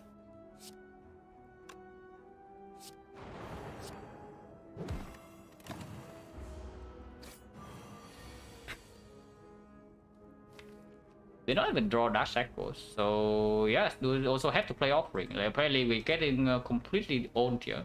At least I'm gonna max the Inferno Blade 0 cost. But I want to upgrade this dash echo. Also 3 costs, are you freaking kidding me? No, really now.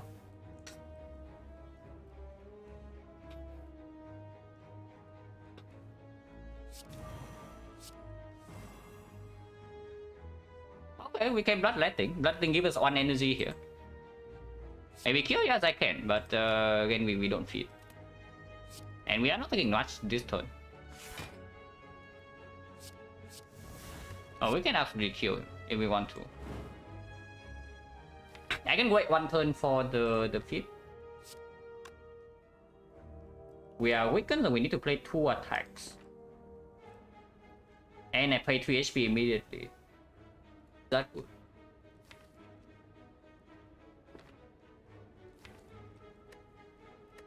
We do not have Sword Witness Strength, so it needs to be 2 attacks. If we cannot play 2 attacks, we still do never die next turn.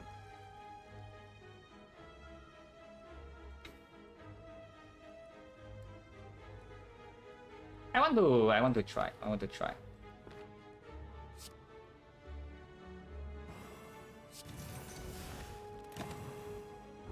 It's right, me playing against us here. Yeah, we get to feed.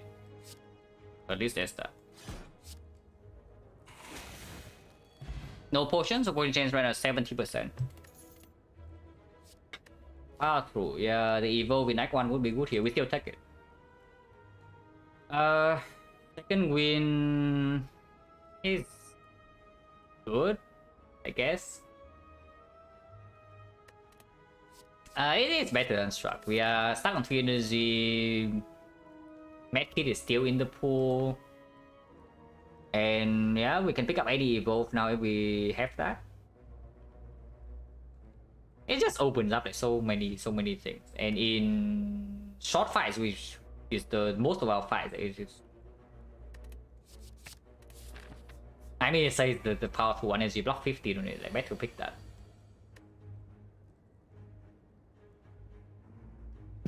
Hello, Peter. Yeah, not interesting relics only. Like, if you did not see this Act 1, I definitely recommend like this Act 1. This card carry the crap out of this entire one.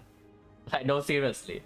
Any flex hater cannot say anything after this run. Like, we don't lose. If we don't have this card in our deck, we are so freaking done for, man. But we do have it, so good news for us. Yeah, we picked this on floor 5 into upgrading it immediately on floor 6, and it played insanely well. Okay, is this attack? Yeah, could have not attack, you know, and we can pick up Apotheosis. Maybe we still pick up Apotheosis anyway, because it's not like Finesse is doing amazing. Watching football was pretty epic, so almost as good, yeah. If we draw Dark Shackles turn 1 is very good. And then we get a free Apotheosis, and then Feet is guaranteed to be Feet plus. We never take damage afterwards because our block is upgraded, and we have Disarm plus. I still take Apotheosis right over the Finesse. Yeah, we can also draw into blood, I think, absolutely.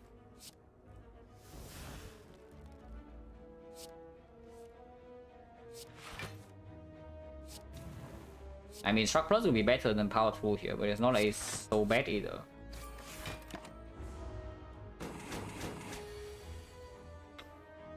Hey, please? Please? Okay, apparently Priest does not work. Okay. That's not too bad. That's not too bad. Actually, block a lot. Could be a lot better, but that's okay.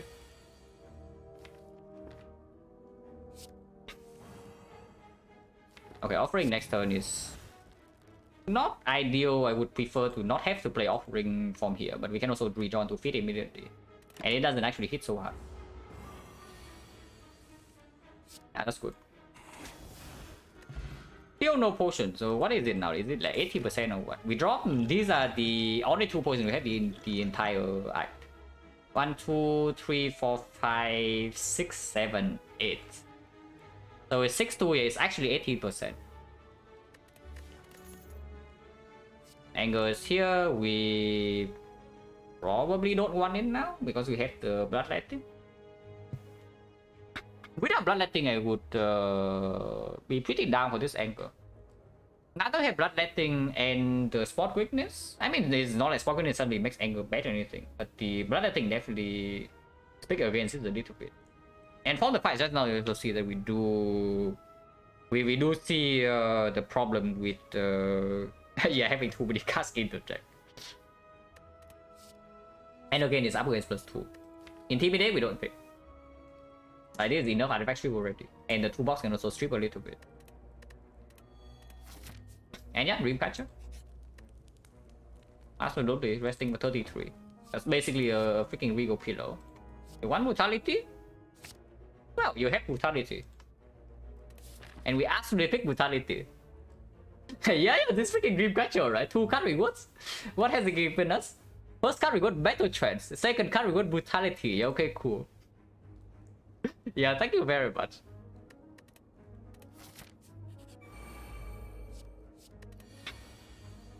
Attacking turn 1 is actually very good for us. I'm pretty happy that she attacks on turn 1. So, do we Magnet? Do we Discover? Do we just play Flash of Steel?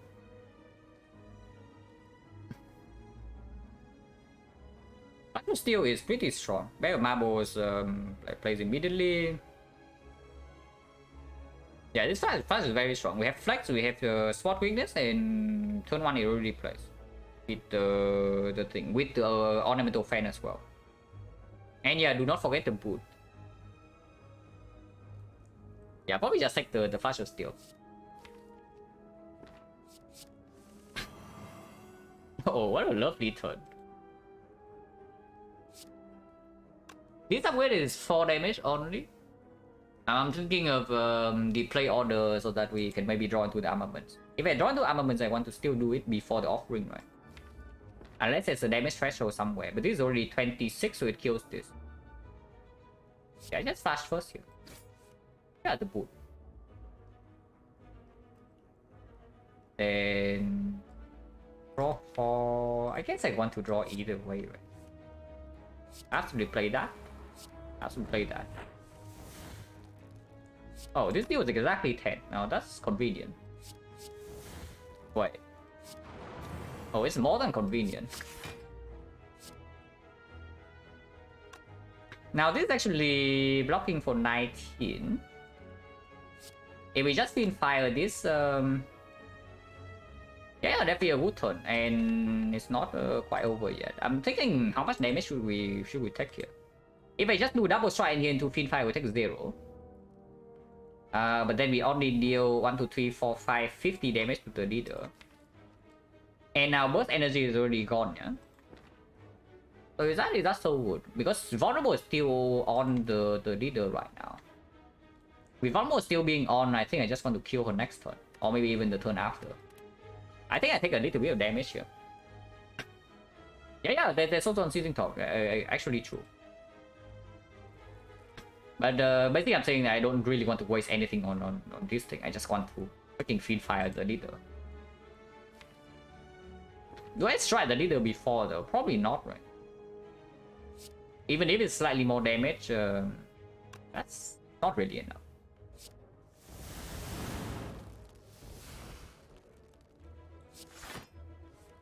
Okay, it's fine. This is taking exactly 1 damage. So we draw 8 cards next turn. Drawing feet here with armaments probably cannot kill them. Then we can do Bashi, I guess.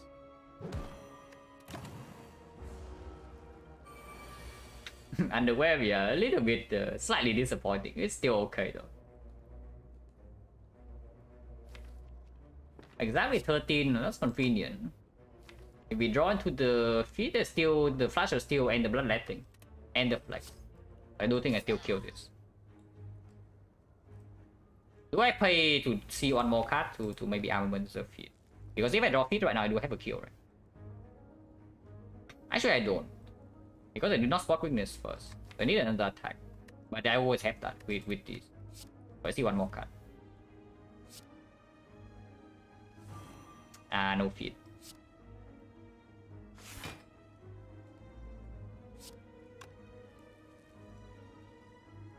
So if I flex, is it too much damage? Is this 11, 16, 16, 15? So no. Next turn I always have feet. And no passive damage or anything. Yeah, she's guarded. Doesn't matter. I always draw into the feet and always enough.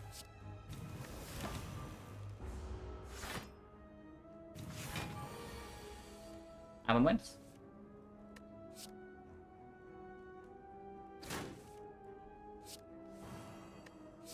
Very nice.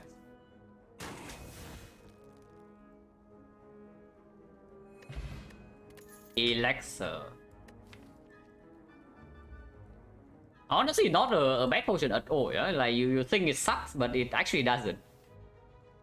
It's just a little bit. I don't know whether I should drink my blood potion and then keep the elixir, or I should just rest again, throw away this taunt potion and then keep the blood potion and the elixir for boss fight.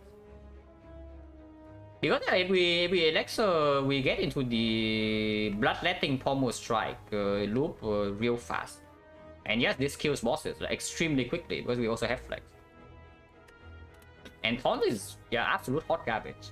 Hemokinesis, deal 15 and draw 1. Think that sucks? Yeah, like it's the impact of the elixir is not super apparent. But in any fight where we can, you also see like from the leader fight just now, our deck is extremely small. After exhausting, we draw 7 cards per turn with the brutality down. And then we exhaust all the crap in here, and now we can get into the loop of like flex, pommel strike, bloodletting. that deals a billion damage and also blocks with the ornamental fan. It's not even blocked. It's not even beat negative so much. Of course, it's HP negative because we are playing without life here. We have a lot of life to spend. Yeah, Pommel Strike is also deal 12, draw 1. Not losing 2 HP. But there's also +2 here. Now, if I take a Pommel Strike, I'm probably upgrading that. And then just drink the Blood Potion, keep the taunts with me. And then not use the Dreamcatcher. Which is okay. I do not mind more front load draw.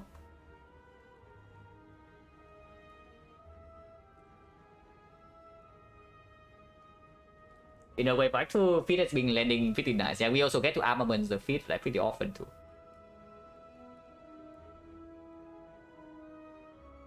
Yeah, do I really want to take this Pommel Strike to upgrade? What if I just rest? Probably still want a little bit more front load draw, right? Like the... I don't even know, like do we even upgrade the Pommel Strike? Like why not upgrade the freaking Brutality? If we make any card draw upgrade, like Brutality on turn 1 just freaking draws 2 cards every turn. Like why not do that? And then we never care about like drawing again. I know, seriously. Yeah, we just freaking upgrade the Brutality, right? Especially when we are facing automatons and we know that the Brutality turn 1 will not cost us anything, and we also have 2 bucks for the other fights. Yeah, let's do that. We just take +2 and then upgrade the Brutality. And yeah, do we drink Blood Potion here, or do we just toss the taunt away? We say that this potion is completely worthless, and we can win the automaton fight from 65, and then we keep the Blood Potion and the Elixir for later. That is very possible. But automaton is still having 70% chance to drop a potion.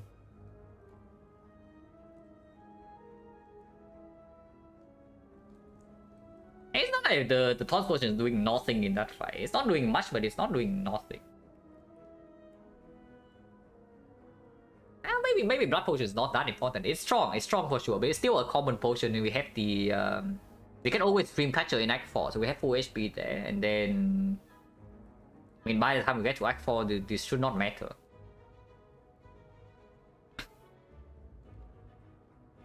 Probably not, right? It's just hot garbage. Like, if this potion doesn't actually have visible impact in the automaton fight, we should just toss it away. But 70% is not 100. And this potion can always be used during the fight itself, so we never die because we just suddenly just don't use this potion or anything. Yeah, let's have a Brutality.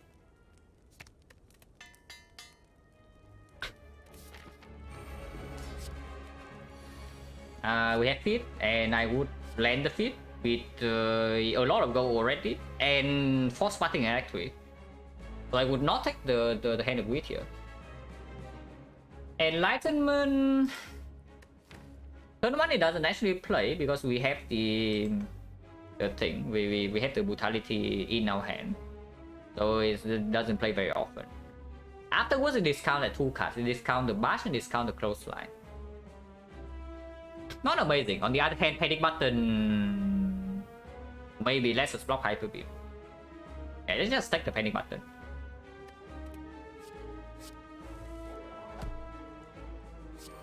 Yeah, 3 artifact immediately. This is also why we picked the Thunderclap. Shackle to Strip, so that we can land this arm or save Shackle for later. Later is way too late, right? Like, if we leave the Shackles in the deck right now, is to block the 20 times 15 on turn 8 of this fight. Yeah, not really. I would prefer to just land the Disarm or the Weakness next turn.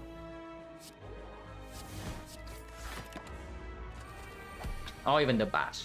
Yeah, picking Disarm, like right here.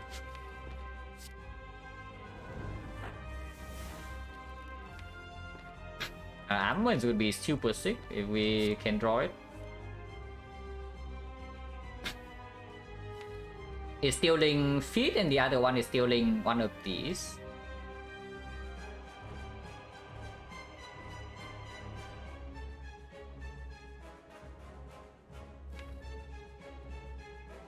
Bash actually does not matter too much. If we get upgrade on the clothesline, it's okay.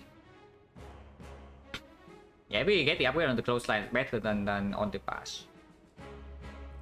How much energy you can spend here? 1, 2, 3, 4, 5, 6, 7. If we draw this, it's 8.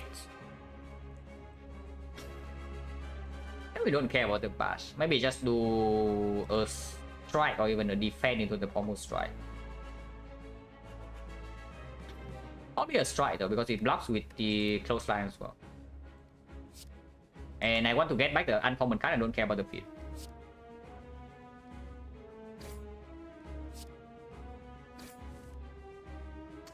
No armament still. We can do this. Rampage is okay.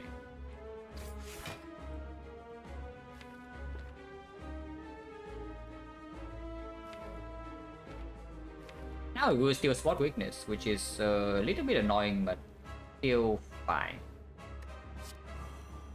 I did not get it. Yeah, spending one more energy puts us into the awkward spot, so I guess we don't get to armament the entire hand here then. But we still get to armament, some strike and defense, we shuffle it out. That's pretty bad. Now, if we're going to spend elixir to win this fight instantly, we can do that. I would like to save this for a better day. I think this potion is stronger than this potion. In boss fights at least. So if we use one potion, here's the blood potion. And then yeah, clothesline. Weakness now actually does not matter too much. Just disarm here then. I guess taking some damage here is not too bad either. Like if I do, even don't actually block this at all, and you just do like clothesline strike here, I don't get spot weakness stolen, and maybe I can spot weakness here next turn, and then draw another +2 cards of armaments. I get to do an armaments on like 9 card hand. That's really strong, right? I should just play the HP.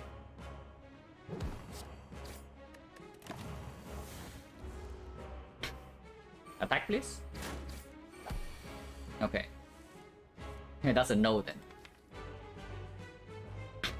Yeah, we up armaments this hand, and then I guess we can bash here.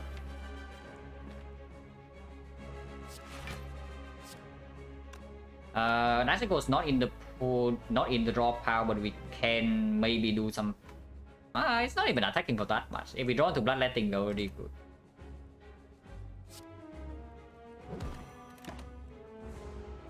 Maybe we should have bashed this guy. Yeah, maybe we should have bashed that guy actually. Because now I do want to reduce his HP a little bit. Now we get to Thunderclap anyway. Chocolate. No flex.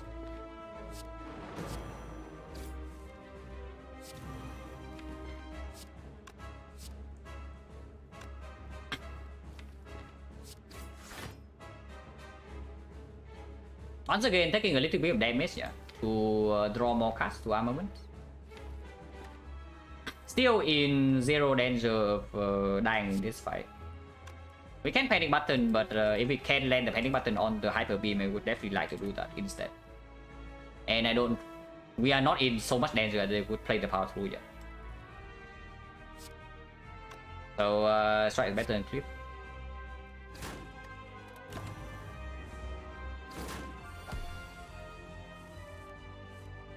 Okay, we don't get to panic button, but we land weakness at least. We also miss some bloodletting, which is pretty annoying. We do it this turn. No armaments, doesn't matter, right?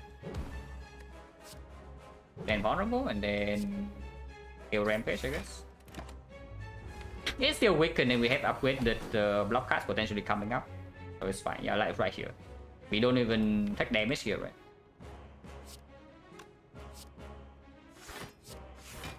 Yeah, we take like 6. And now of course we play the power through.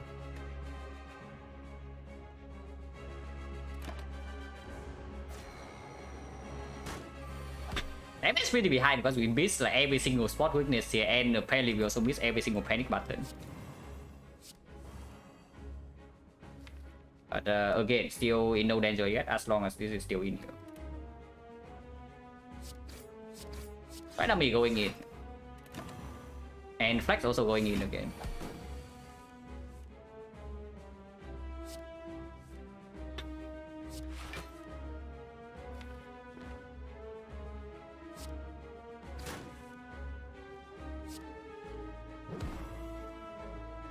Still not in any danger this turn. Missing the power crew sucks a little bit, but we can block here, take another 7, or we just block with the fan and take 11 instead. 11 is still no problem, and then we just guarantee a kill in 2 turns. That's just stronger, right? The playing Rampage over the defense. Because we know that power 2 is shuffle out, so the chance that we can block the next multi hit also decrease, and the vulnerable is also running out. So yeah, just do Rampage. Take 11. No problem still. We have a lot of health to spend, and this potion can be used anytime.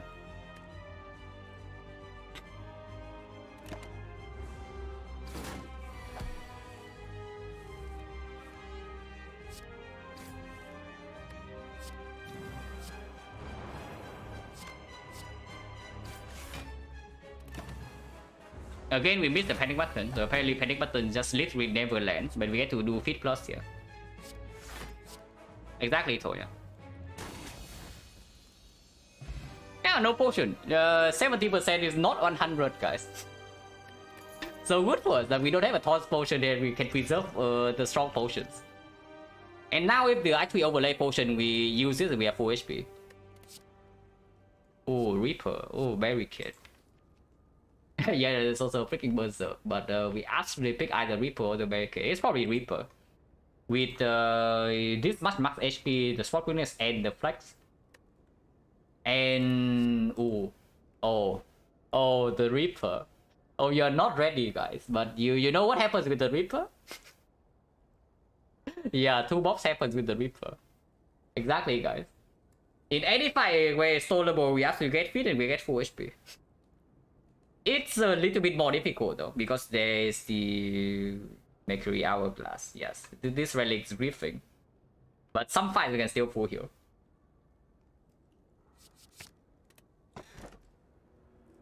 Yeah, Kursky is here to punish the thing. The moon, yeah, sure, that's also the moon. Guardian, no, Darklings we can do it. We can do it in Darklings, we can do it in Awakened One, we can do it in the baseball fight. He's fine, is it really? Force parting? But I mean, I already said it, that the Pain, no problem. Pain is actually a good card. So there's only, what is a bad curse? We don't actually have any exhaust at the moment, yeah? So, if it's a bad curse, we are stuck with it. Runic Synergy, yeah, sure. We can also pick that though. Not the worst though. We have a lot of max HP and a big Reaper potentially, so it's not the worst though. It's not the best dome either.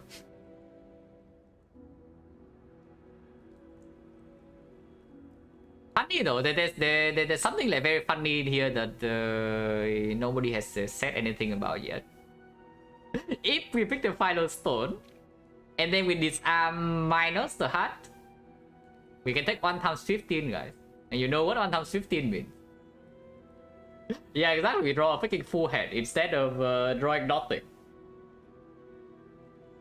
That's actually very funny. I have never encountered a situation before where you actually pick the final stone to make the cube draw after disarming. Now I really want to do it, but it's probably not a good thing. Because it makes our this stolen game and Reaper falling game, Reaper stolen game like both a bit weaker compared to just the curse key. But that's really funny to me.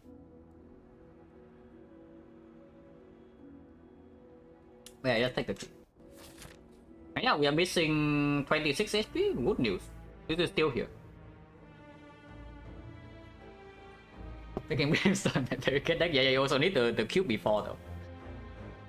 Okay, great, it's burning AD. Yeah, not too bad, right? We cannot remove the curse in Act 3, but we get to do 3 elites regardless, and we can go to early shop. There's no second shop in this act, so of course we go to this one. So yeah, we start here, yeah? Always. If we see Wingwood, we can also jump to this shop. No triple feed.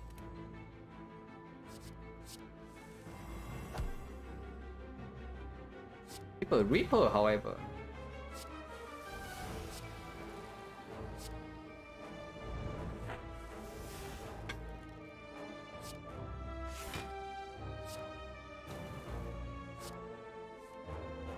Okay, I tried, guys. One out of whatever is there. It's not so easy to Reaper the spikers, but I can try. Oh, it's not over yet. I can draw one more. Is that stupid? It's probably stupid.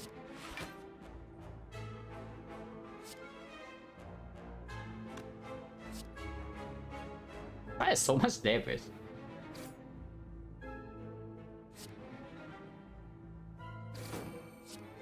I take one. One is none. Can draw a spiker? Yes, I can. It's true. Need to play 3 attacks, which we don't really have. I guess we wait for the hourglass, right? Can do this one. We draw 7 per turn already. So this is healing me 5. So okay. And redraw to the feed faster. Rapture is pretty good, yes. With brutality plus as well. And yeah, of course we have self-harm. So it's just a cheaper demon form. It's good. It's very strong.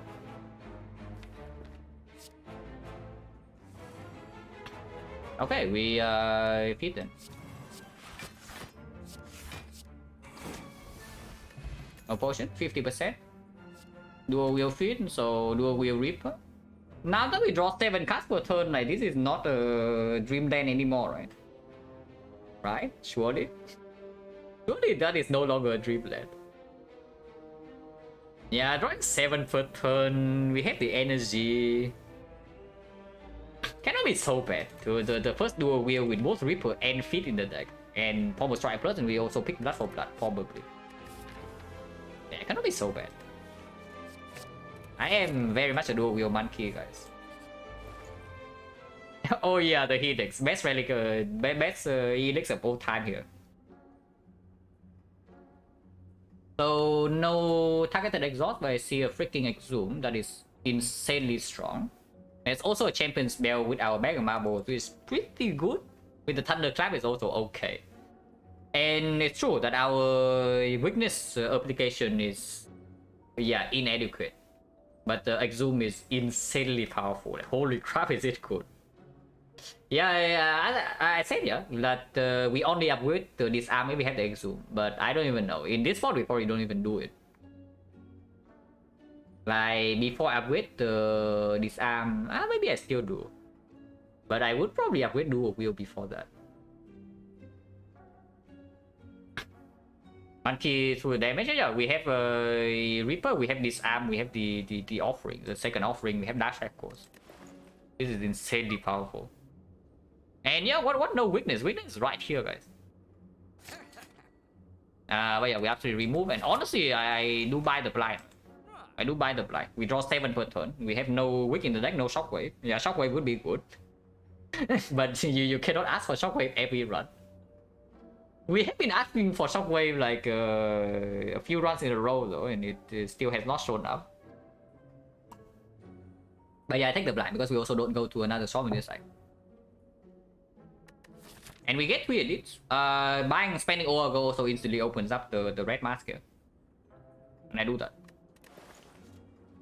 We can also take the Abacus with no exhaust in our deck yet, and we're also making it bigger with the dual wheel and the power through. It's a little bit weird. And we remove, even with Strike Dummy, we still remove this, right? Yeah, Still the strike. Because any second win when we pick, so we actually do not remove defense.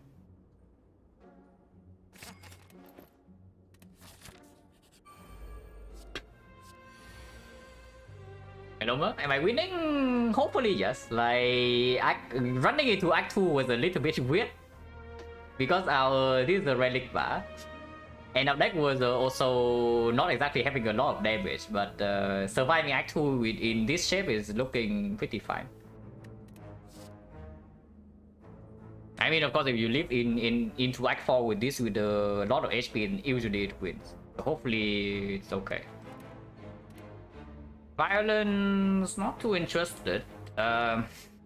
Pip, also not too interested. We'll probably just take Good Instinct.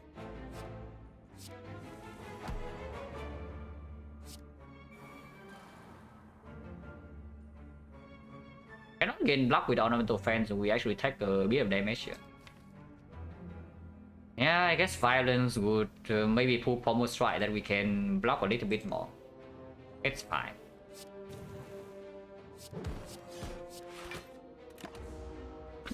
We just Dreamcatcher every fight, guys. No problem there. Do I want to draw one? Probably yes. Almonds and Feet both still in the deck, yeah. I can do it right now.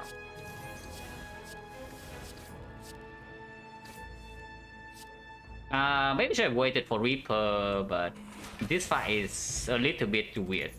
And here we get full value of the Blood Potion if we want to. Catalyst is a pretty good potion. We actually take the second Battle Trance.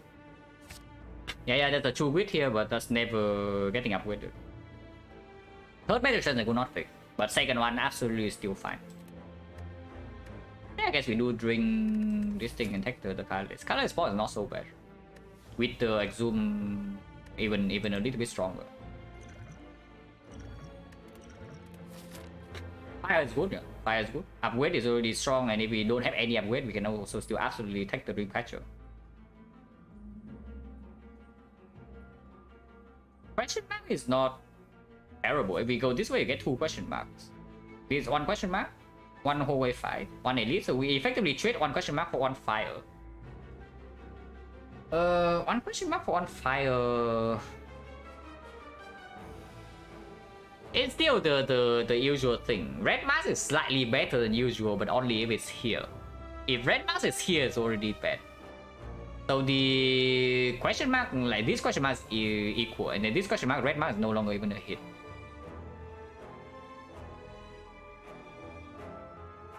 So the red mark is terrible, mana is terrible. It's the usual thing. Holding is not always good. Power is always asking for a bad one. A lot of our skills are extremely good, and attacks we also have like some attacks we absolutely do not want to lose. So holding is probably also like 50-50. Yeah, events are pretty bad, right? We just go for the... We just go here. Events are actually pretty bad.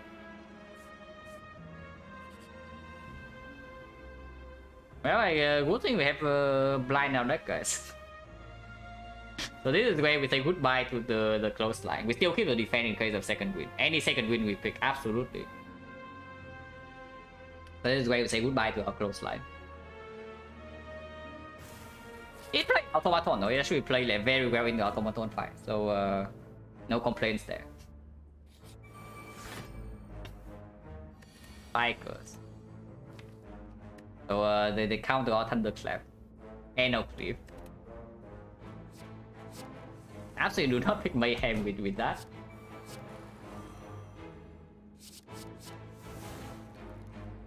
More dual wheel and more exhume. Oh, that's a strong crystal list, but we'll see.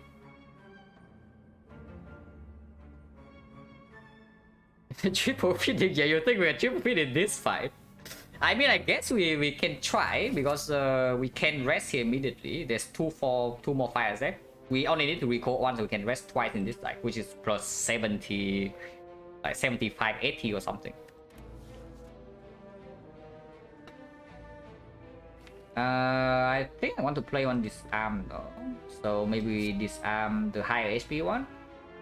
And then just do strike here.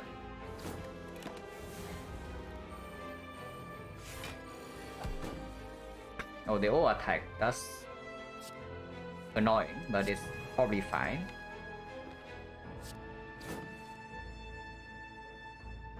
I mean, I hope it's fine.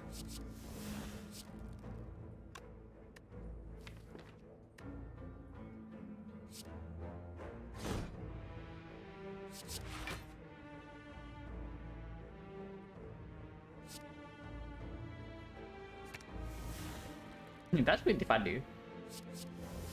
Oh, really? Not taking too much this turn, but next turn can be a pretty big pain. And do with the feet.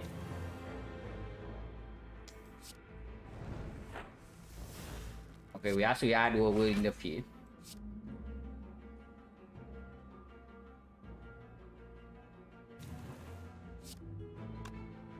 Are we dueling the feet over the Reaper? I guess we can do both.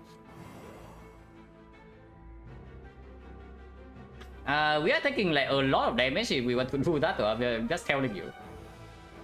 We are taking a pretty insane amount of damage if we want to. It's not that much. We just play Reaper immediately. Yeah, it's actually true. If we just play Reaper immediately, it's not even that much damage.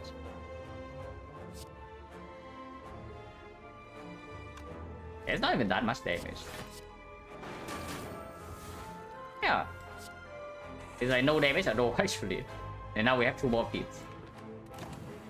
It's just that feeding these guys is a little bit annoying. We still have 1 exhume, right, for the Reaper? And I mean, we can spend our health freely here. Not very good.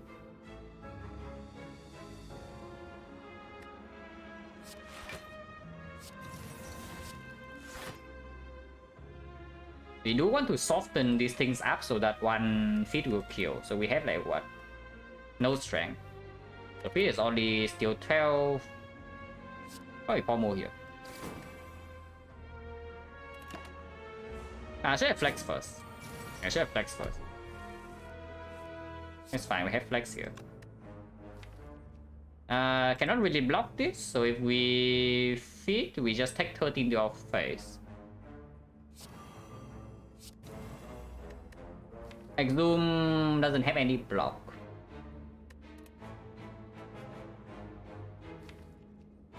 How bad is 13? Like, it's not that bad.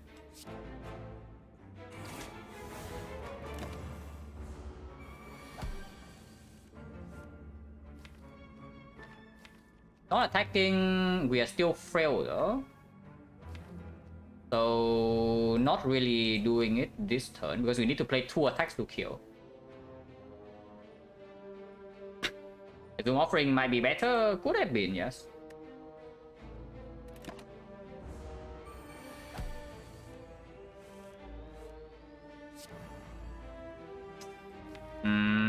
We have 1 more exhume, so we can actually exhume the feat plus if we just block here.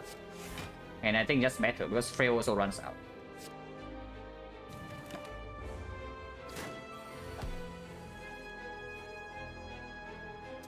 Drawing power 2 in here is annoying, no?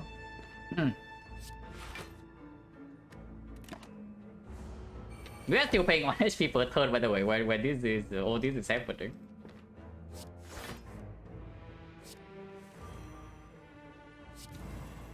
But yeah, this is why I did not exhume for offering, so that we can actually do this. Okay, regen potion is just not very good. Body slam plus is extremely cringe. It's thought to increase the moment we get a clay or something, but yeah, of course we don't have a clay. We are blocking with our face here. Cliff plus, not really. By breathing, complete trash, and then body slam plus is Q, but it also doesn't do anything. So we take +2. Regen potion over the Colorless. 15 is pretty good. With double exhume, I think Colorless is pretty strong. Huh? It's not bad bloody slam only we actually have blocked though. Like you see like, how much we struggle to actually even block the spiker. Like what are we blocking with to gain damage with the body slam?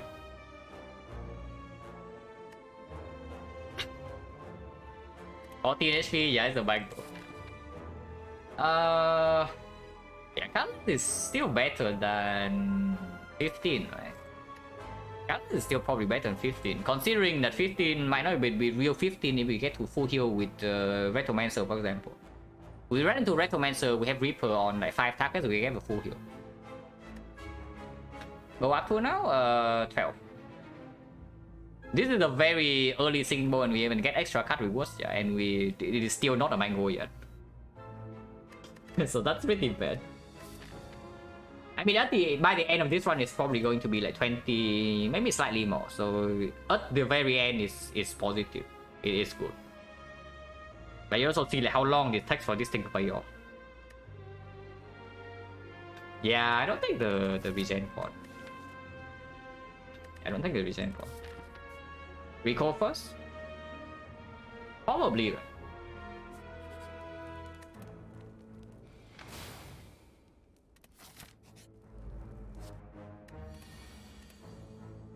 We can Panacea Flex. As again, 4 permanent strength so that the Reaper hits stronger. We have the boon in this fight. So this thing thinks that he's outplaying us next turn, but he doesn't know it. Maybe we don't know because we cannot block 45. Oh, I can just take Master Strategy. Maybe Master is just better. But if this gets blocked by the better trend, then it's also not as strong. Okay, immediately punish. Immediately. But whatever, maybe draw 3 is still good.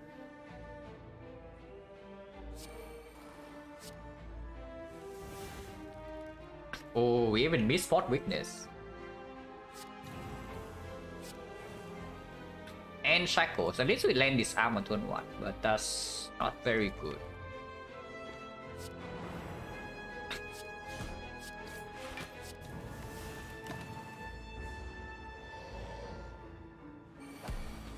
He's really doing it, yeah? He's going in, guys. At least we draw power through this turn. Hopefully we also draw the blind. If not, I'm willing to potion. This is good though. This is actually quite strong. Unfortunately, this turn is intangible, so we cannot kill with the dual wield Infernal Blade card. But I don't mind dual wielding this Pommel Strike Plus at all. This is not good to be played this turn, so I just save it for later. The boot. Already nearly full block. Yeah, easy. Exhume for offering next turn is very strong. Extend vulnerable. Maybe you can kill next turn.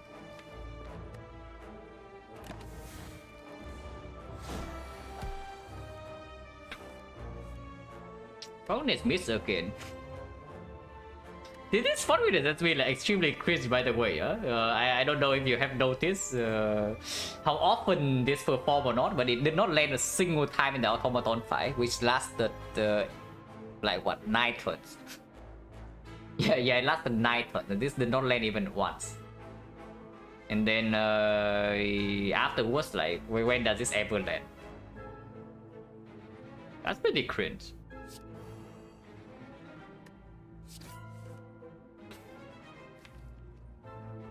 I do get back the offering. Oh, drawing into all block in here is also not good. Oh, we have literally every single block card in our deck here. Voting 4 energy and next time we get a type. Oh, really now? Okay, what the hell is this draw order? Where's my Bloodletting plus? Where's my Pommel Strike plus? Like, where's the freaking Flex or like whatever here? Like, come on now. I'll probably do this though. Oh, now you give me Bloodthing plus. Yeah, okay, cool. Thanks. Well, hopefully it doesn't outplay us completely next turn. Yeah, he doesn't. That's okay at least.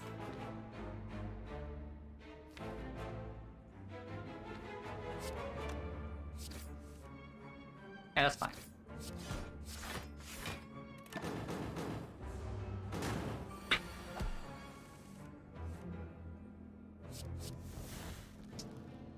Oh, really? Yeah, body slam would be okay here. Yeah, you say, yeah. We probably still kill though because of the thunderclap. Like we just trans here, right? And then it still kills.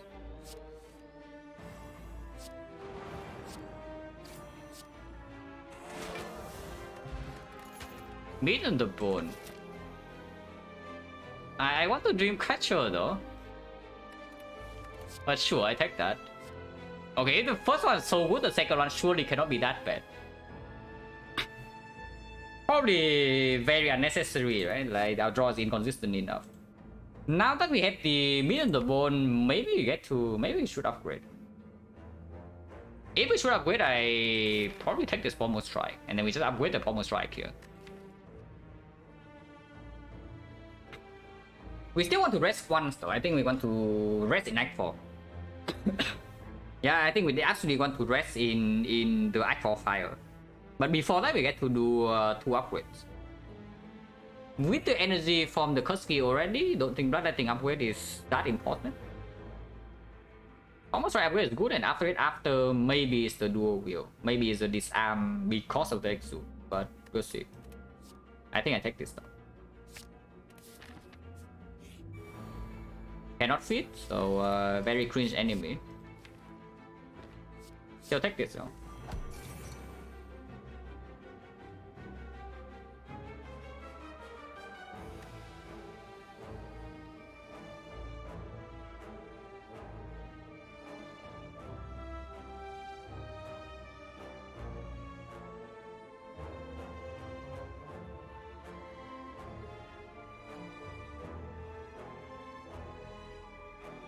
Okay, where are we?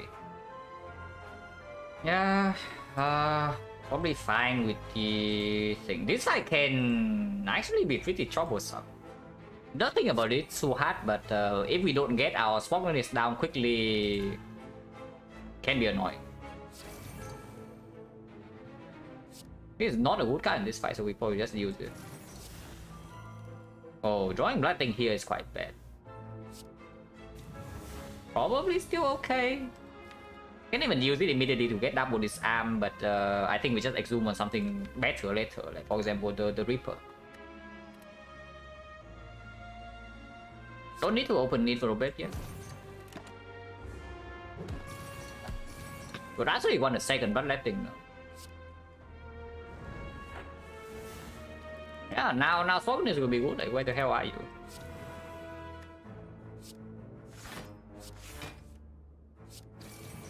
Yeah, good order. That's pretty bad. Hopefully next time we don't get like completely owned here. But we have beaten the bone, so even if we take 30 damage in here, it's not that terrible. Yeah, Copium. Still has to be Bass Strike, right? We cannot do a Wheel Reaper yet.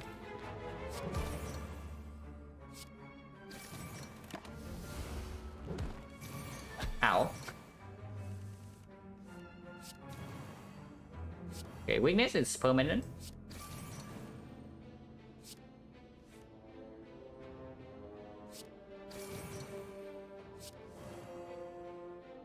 Can do with this Reaper now, but we... I guess it's okay.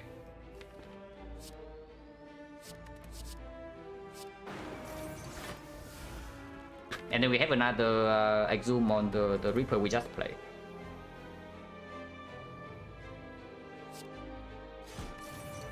Could play Infernal Blade to exhume that, maybe, but I don't like it too much. And exhume the Offering or the Reaper here. Honestly, I should probably just exhume the freaking Offering. Yeah, I shouldn't just freaking exhume the Offering. to apply the last two vulnerable like cleanly.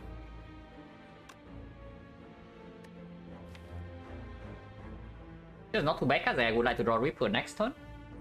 So I don't want to redraw into the Bash. Probably means I just play Trance immediately. This is okay to draw though.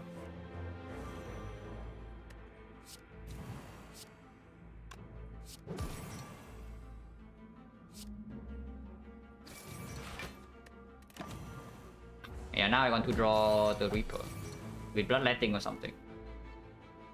Okay, okay.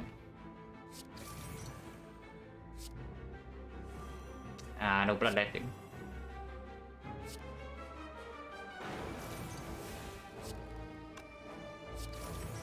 So still take a little bit here, but we mostly heal back. This potion is quite... I guess that is our upgrade target. I mean, yeah, it's here, so we have taken it, upgraded. We do have two upgrades. Like, of course, we have upgraded Brutality and Bloodletting in the offering. Of course, we take that. Sleep Potion is good. Sleep Potion is good. It has to be better than the Catalyst. Basically, we get Master Strategy of Catalyst that is above, way above average outcome. And yeah, Elixir is still very strong. Just for the hard fight. Oh, I am so sad, guys. The freaking Strike Dumpy. The freaking Strike Dumpy is costing us 2 strength here for free for a freaking Reaper. But yeah, we have to kill this, unfortunately. I'm so sad. Oh, that would have been so cool. And then we can remove the another like clip or like strike instead. Yeah, DK Rupture. I still definitely better than the bomb. Purity is okay too, but on turn 1 it doesn't actually land. Oh, the boot. Look at that. Will we almost try right now? Probably.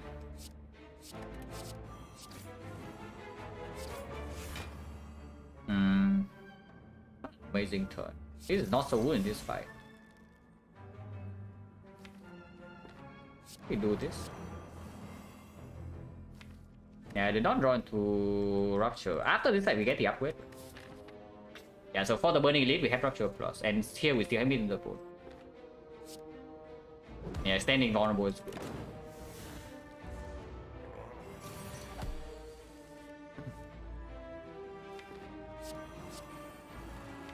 So one strength per turn, not the worst, not the best, but we also still have Bloodletting that we play on side.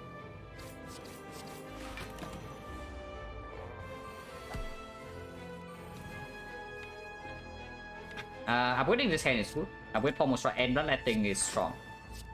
And of course, like all the other thing. Target the good draw.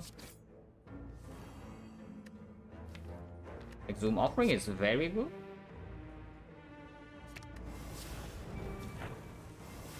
Because if the slow is enough, I even play Reaper right now. Yeah, redrawing into Bloodletting would actually have been huge. But not redrawing into it immediately is fine too.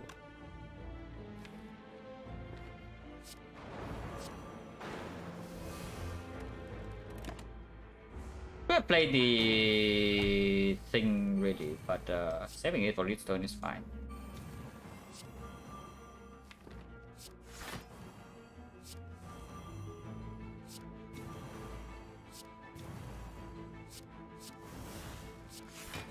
I mean, it's dead. we don't fit to it, we kill it right now, so do I even want to kill it? It is like extremely dead, I cannot save it here. If I play Feed Fire, it's done for. The moment I play Feed Fire, it's dead. Even if I play 2 cards before, it still dies. No need, right? Yeah. There's no need, we just do defense strike. Honorable still on, and with the we always have a kill here. Just I want to draw it into the feed, so hopefully this is enough. Nice. Maybe get to armament. No, don't have enough energy, so it needs to be bloodletting armaments, but maybe there's still a small chance. Okay, not ready. When a real fin fight. If we say the elixir is so good, this cannot be bad. And we even have the unceasing top fin fire. We draw 7 per turn. Anytime we have offering, we have a full hand. And then it's skill strength like times 9. This is amazing. I think plus is fine. It's good. It's good. This is still our 2 upgrades. Like, we don't care about this upgrade ever. This upgrade, it's like okay. It doesn't matter too much. Draw is still stronger than energy. Elixir, how is the Elixir now? Now that we have Fin Fire, it's still strong, right?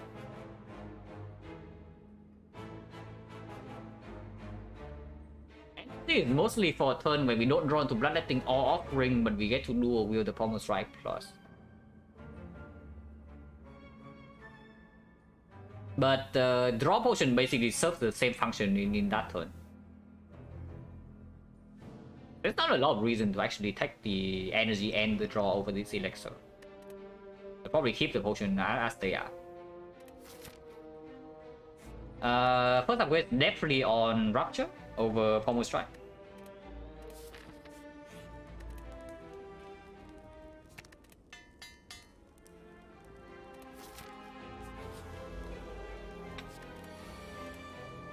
Adamant for Thought Metamorphosis. Trash. Yeah, this is quite bad. Metamorphosis cannot even give me. I guess they can give me something like drop kick or Pommel Strike, so it's just positive. But otherwise, just breaks my draw. For Thought, we get to this card on like turn 4 or something. What card would I like to for Thought? There's only Spot Weakness. Maybe a Reaper? Yeah, maybe a Reaper so I can do a wheel 0 cost.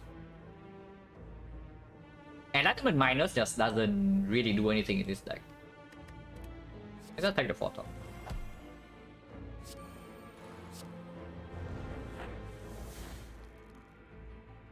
Oh, Photo Plus though.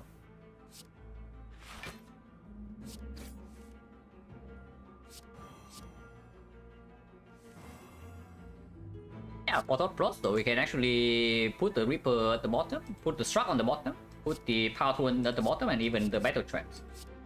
That's actually not so bad. Like, yeah, this doesn't actually look so bad, right? And we have these cards at 0 at the not wasted in the first cycle. The boot.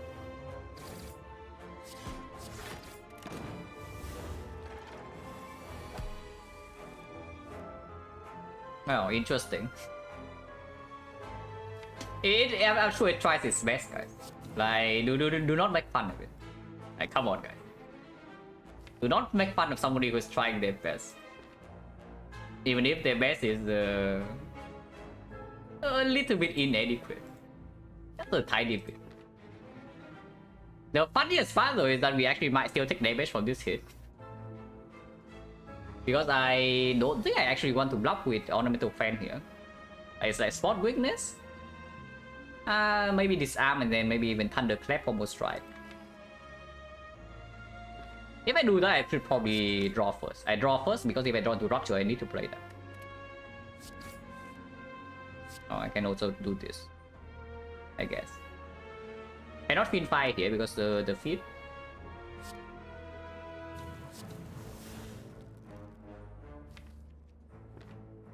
I guess I just do it with the feet for that to easier to land over. Wasn't doing nothing without Sword Victors, yeah.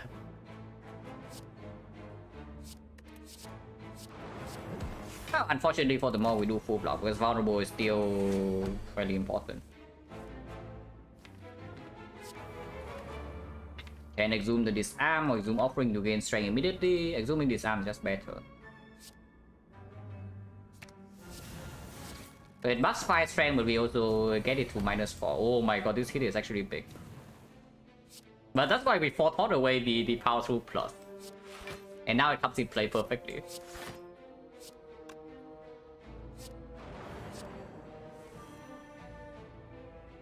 We have another feed, right? Yeah, we do have another feed, so we can actually feed fire this whole hand.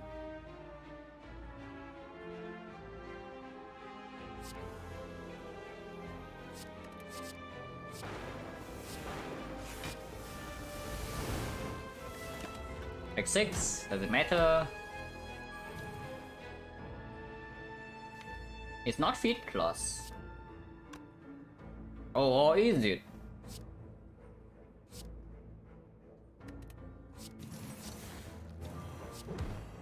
Yeah, it is not feed plus, right? So it's full. Don't think I want to do strike here. Next turn is buffing, and then I still need it to be able to play the pommel strike afterwards. I know the armament's on the bottom, so hopefully it can land with the feet here. I always go over 2 anyway. Okay. Always land. Yeah, that's very good.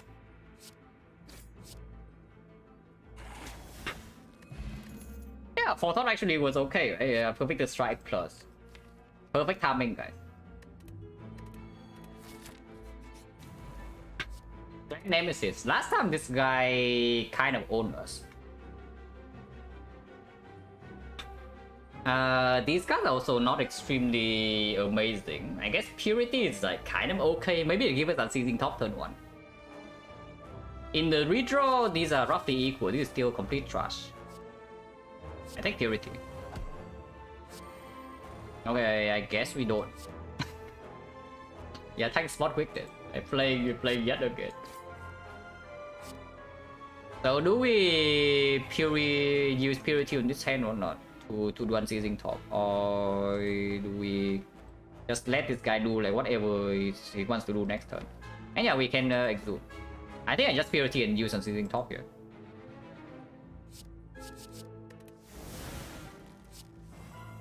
That is very underwhelming. Like, no, seriously, that is very underwhelming because now we cannot even top anymore. Now we cannot even top anymore because the battle trends is already here. This fight is scary. Like especially when we have drawn a lot of block on turn 1 and this guy also has bonus strength.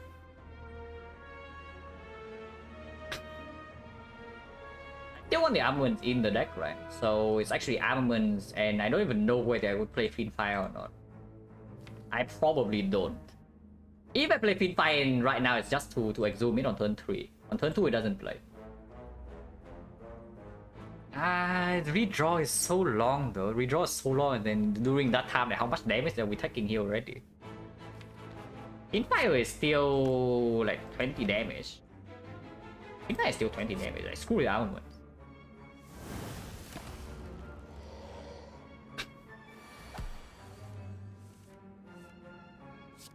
We're taking a little bit of damage, but that's fine. Next turn we can exhume the freaking Fiend Fire and just one-shot this.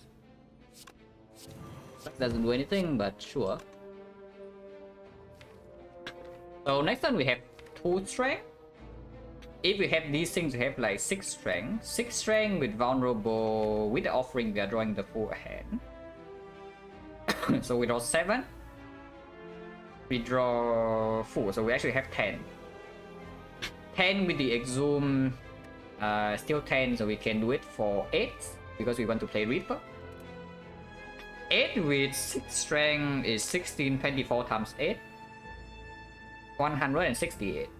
So that's already enough. We don't need to draw +1 with this. Can defend it. I mean, we're still drawing +2 anyway, so we already draw 9.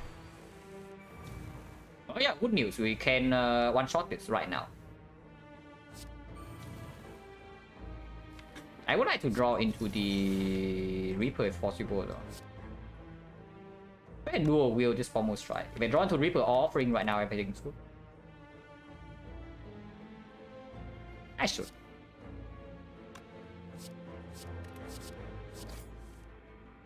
Yeah, sure. Let's get out of here.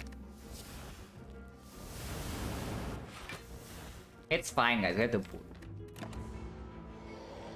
Even if you don't have the boot, it still dies to Hourglass anyway. Rock Plus, I take that, or do you want the Boomer Plus? Boomer Plus is actually very strong. It's the best strength scaling attack basically, and we are mainly dealing damage with just strength. Rock Plus is actually giving us real block, and close line is back for weakness source, but now they have blind, and also we can disarm the hurt for cycle value goes down. Definitely between none of these two. I just wonder whether we need the damage from the boomer or not. Maybe the answer is yes. Yeah, maybe the answer is yes. Like even with this max HP, we can still only probably face tank like two hard cycles comfortably.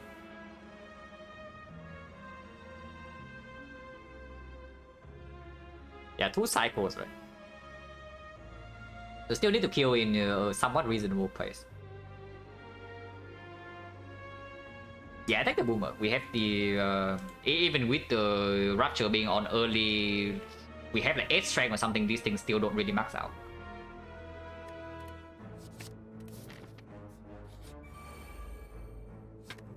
Oh, forfeit in this fight over. We have Exhume and Dual Wheels, so we probably don't need to resort to Magnetism. We just take Violence. So I don't take this crap on turn 1.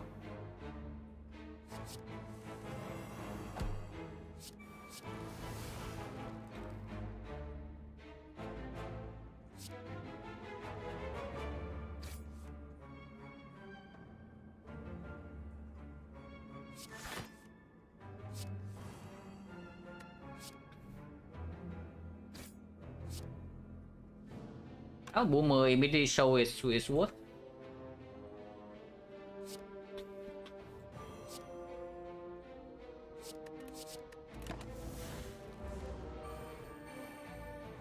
Yeah, drawing Dual Wheel first there without the feed is slightly sad though.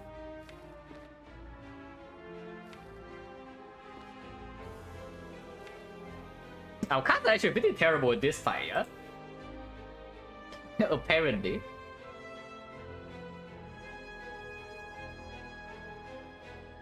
It's okay to play Cleave.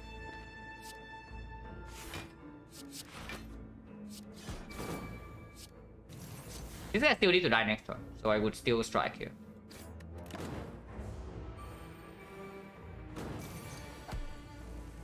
Okay, we did draw the feed. So at least we can feed once. With the Exhume, we can most likely feed twice. Trying to do 3 times is a little bit strange here. Don't think I'm playing bad lightning.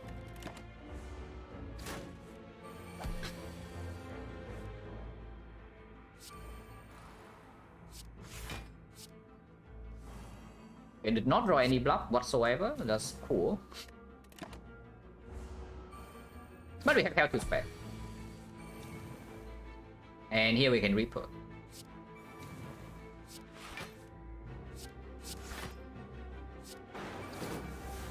And yeah, almost Vital Food. Exhume and Dual Wheel saying like Exhume Dual Wheel bottom deck is making me optimistic, but here not really. So next time we can Exhume the feed, we can steal armaments that feed, and maybe redraw into our block. So I guess we just take another 7 this turn. DK Rupture. DK Rupture actually happening, guys. We never play this Reaper again, right? We're feeding twice, so dual wielding this Reaper does not make any sense. What? Okay, that was very rude. That was 1 out of 6. Then we draw exactly the Exhume of the DK. But I guess it happened. Okay, never punish, guys. Not exactly punish or anything, but we got it. And yes, I will take feed over Reaper here.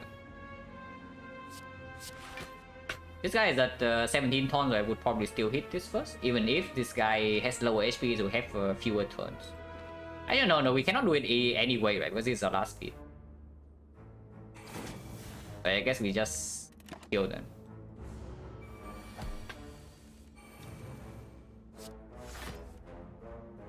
He doesn't attack next turn, so we pay 1 more HP and then he dies to Hourglass.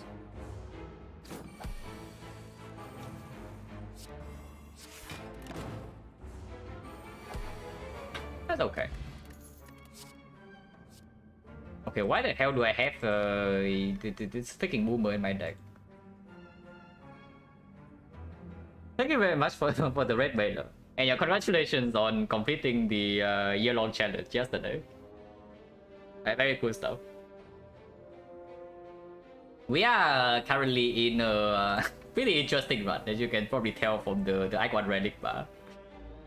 But at the end, it's like we have 162 max HP, so it probably doesn't matter too much. But before this, the run was like really cool.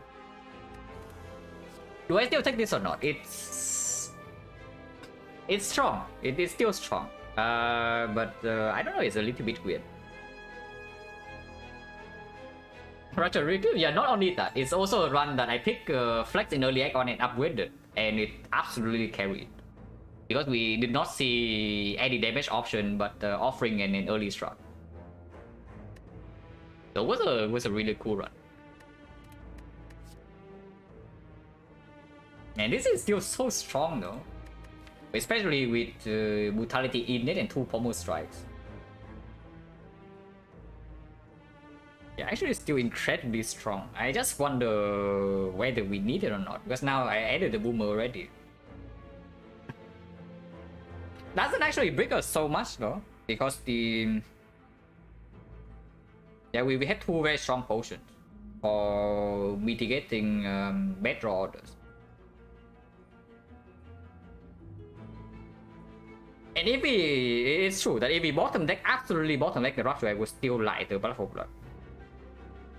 Because damage in the hand might actually be too slow if we absolutely bottom deck the Rupture and we miss the Spot Weakness. So turn 1 Spot Weakness into Rupture bottom deck can actually lead to maybe even a 4 cycle fight and then we die. But with the Blood for Blood and the Elixir, we can also reduce the deck to... if we can reduce the deck already, then we already win. Yeah, the thing is that if we get a big Fiend Fire into a big Elixir, we play Bloodletting over and over and over, and every single Bloodletting is giving us 2 strength. Yeah, that cannot actually lose, right? That's the thing. If we get down to the deck with maybe like 10 cards, then we can play Blood for Blood over and over and over again. Then we can already play Bloodletting over and over and over. And every single Bloodletting is 2 strength. We do a Will Reaper and Sawboom rank plus. Yeah, there's no way, right? Like, this is not good. And it's also up against like +2. And yeah, we also have the Q. Take a win away from Infinite? It's not... I mean, maybe it is. I haven't thought about whether this is positive or draw or not, but against the heart it should be, right? Because Bloodletting is draw 2. Against not the heart we cannot do Infinite, because we don't draw enough. But against the heart we can actually do a loop with Bloodletting, do a Will Reaper, and maybe Pommel Strike. Maybe it is. And of course our potions are way better than what is currently here. Still upgrade on the Pommel Strike Plus, right? I can see upgrading the Dual Will instead. But probably Pommel Strike upgrade is better for the Aqua Elites. Bye-bye Heavy Wave Plus, yeah.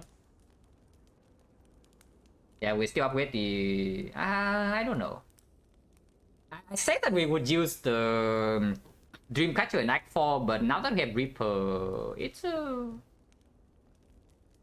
that we have Dual Will Reaper and also the Exhume, it's a little bit different.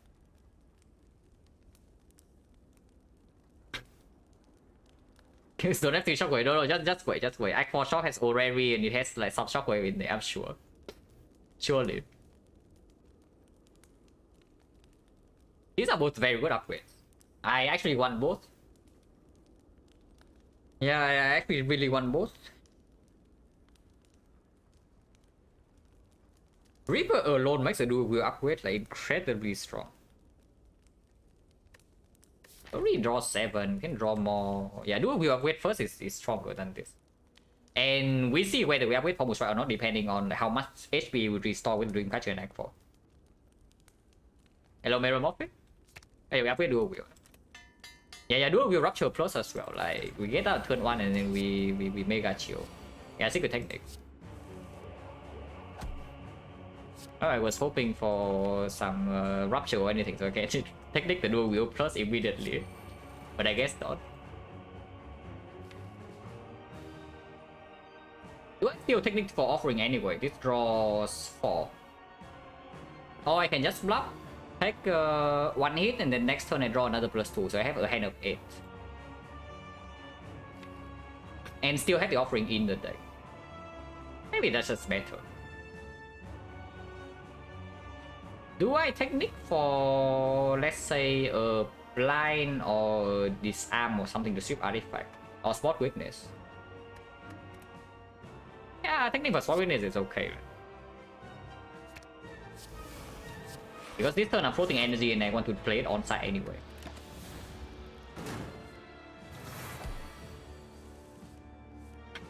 Oh, it's happening, guys. It's happening. They play immediately.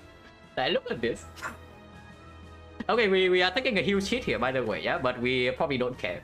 Because our Reaper heals for the million now. Yeah, we actually play O3 here, and we just take 30 to our place. We have enough HP to do this. And big demon form, double demon form here. Draw another 9 cards. Now, we can still exhume the Reaper, so we can play 1 Reaper.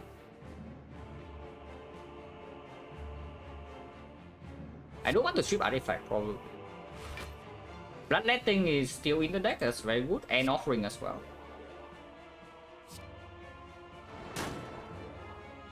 Okay, all artifact is a strip, and I guess we can bash here even. Yeah, bash and just play Reaper next turn. Add back on dual wield plus. Oh, that seems nice, I like that.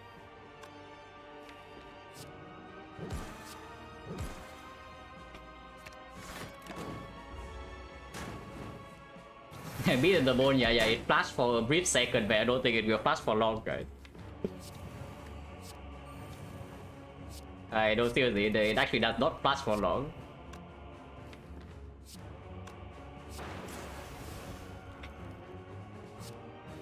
Offering is for...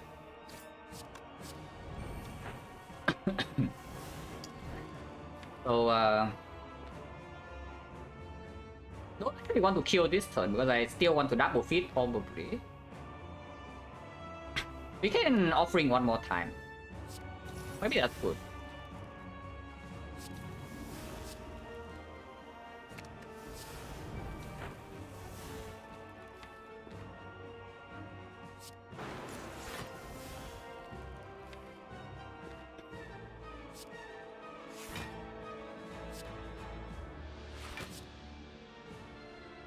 It kills. I don't want to kill, even if it deals nice damage.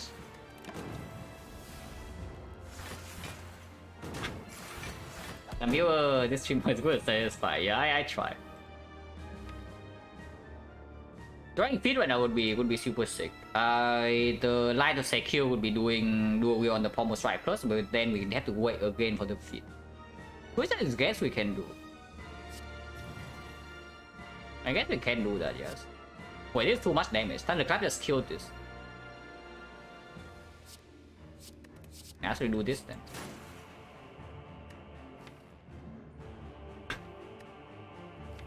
Reaper 47 is like what? Plus 23 70. It doesn't kill. So Reaper is good. Then we can only feed once. Reaper was already killing this. Man, why do we deal so much damage? Why do we deal so much damage? Maybe playing pre-rupture is a little bit weird because we actually cannot block. Actually cannot block, so we have to just Reaper the 4 and then kill them immediately. Whatever, right? Like, who cares?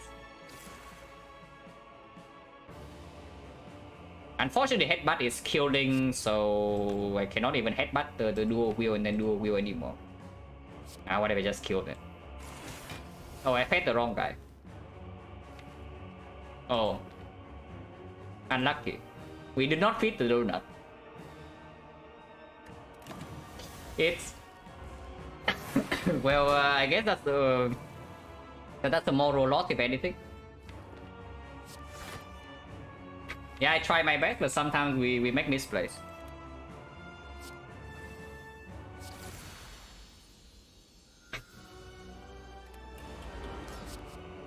That means Mayhem excessively cringe, Enlightenment doesn't do anything. And I guess we have Hand of Greed. Hand of Greed might actually be stronger than the feat.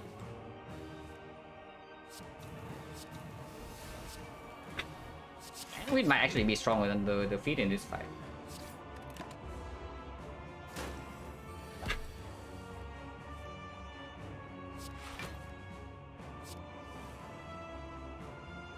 One rupture, I guess that has to do then.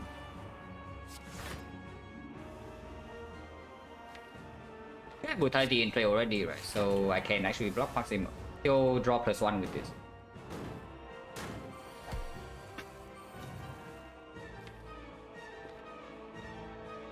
But yeah, this fight is very annoying. Especially when it's doing draw down like once every 2 turns. I think it's also no longer in here. Probably don't waste 2 energy on this though. I want to exhume the disarm, but I also am pretty down to just do flex into boomerang into fiend fire. And just get out of here, basically.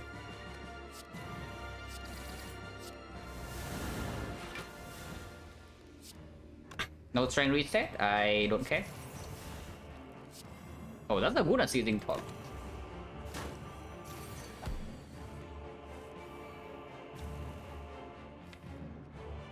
So this time we can do a lot of silly stuff. Reaper would be sick.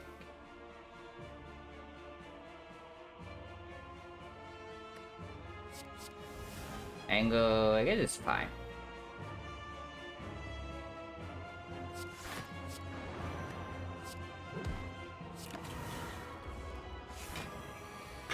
And now we have 2 free turns to build our strength as well. Like taking damage here doesn't actually matter. I can still just use the Dreamcatcher and Act 4.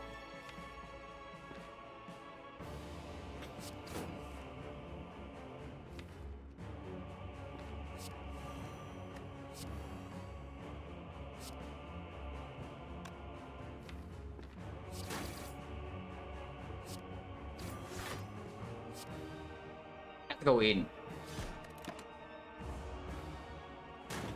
Reaper is still unplayed. If we can kill in the next 2 turns, I would just do that. Like here, yeah, I guess we get Hand of Greed then.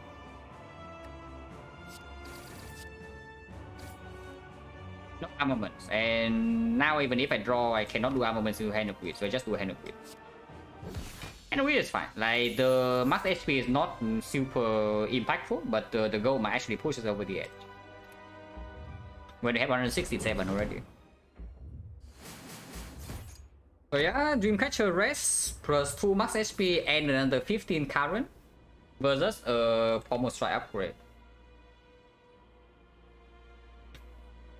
If I have a second Bloodletting, I would like the Pommel Strike upgrade. As of now, in the heart, this upgrade actually doesn't matter too much. It's good in the Spear and Shield fight. But resting for 17 is also good in that fight. I mean, of course, if the Spear and Shield fight goes well, we leave the fight full HP. Because we have Dual Wheel Reaper Exu. But to be dig, yeah, I would dig. I would absolutely dig. But we probably rest. Rest for 50. Wait. But that is terrible. With my sustain, because sometimes I don't actually get to do a Wheel Ripper. Sometimes I just have to get out of there. and play the hard fight with like 120 HP, I would absolutely just do that before taking a million damage. We don't actually have block 2 to store there. But yeah, this is like one of the worst barricade Act 4 I have ever seen. You don't really encounter bad barricade in late Act 3, Act 4 very often, but here it's completely awful. I say that and then we see Feel No Pain in the shop and suddenly it's good, because we have Fin Fire, we have Elixir. Our uppercut, don't love it. We have the blind already. And maybe the toolbox gives us another blind. We can also just see Shockwave in the shop. And this needs to be upgraded with armaments before it's actually impactful in the hard fight. Weakness 1 also doesn't actually play so well, yeah, because anytime it lands on the disarm or the Dark Shackle's turn, the weakness doesn't block anything. Also up against +2.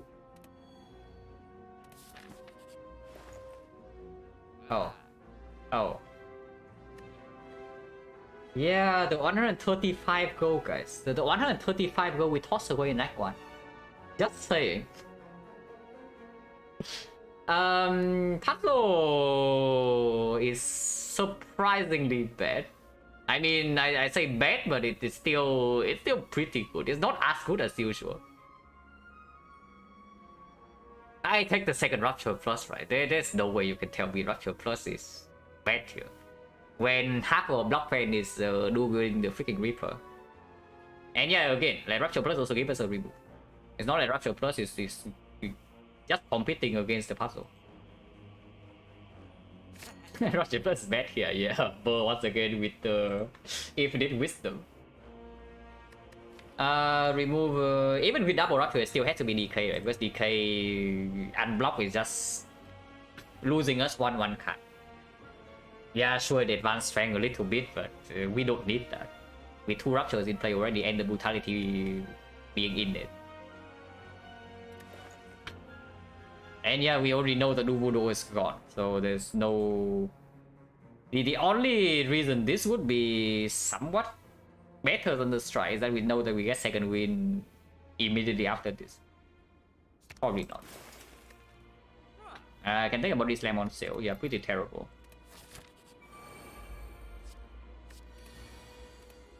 Violence, the bomb Chrysalis. I absolutely want to take damage here. I do not want to block at all. So we draw 9 cards next turn. Blue Candle, okay, fine, Blue Candle would be good. Yes. Blue Candle with the DK is actually exceptional compared to the strike.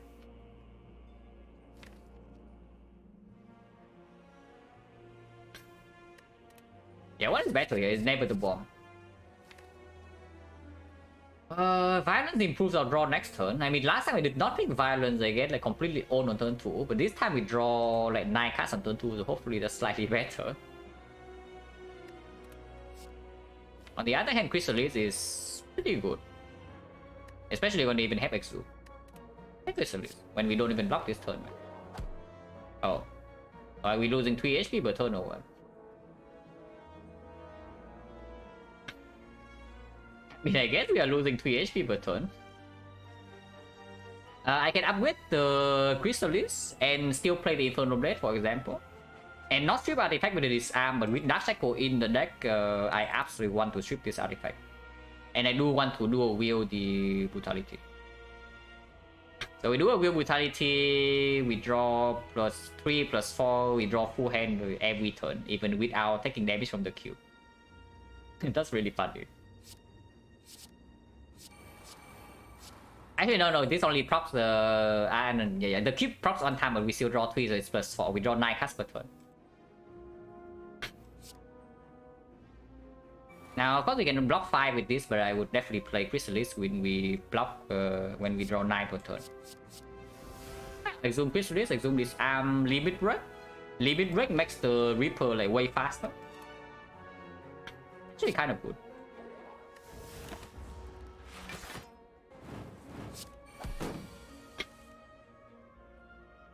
My hand is full. Yeah, time. Don't have enough energy here, unfortunately. We can do barrier power through Fiend Fire. That blocks a pretty decent amount. There's still Bloodletting Plus in the draw power.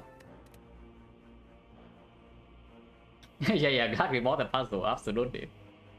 And see, top it needs to land on one of these two though. If it's not on one of these two, it's bad. But still, it blocks for the other line is just doing power through defense. So it blocks for 9 more, but it deals way less damage. And we also get another +2 wound. But in exchange, we have to exhume still unused.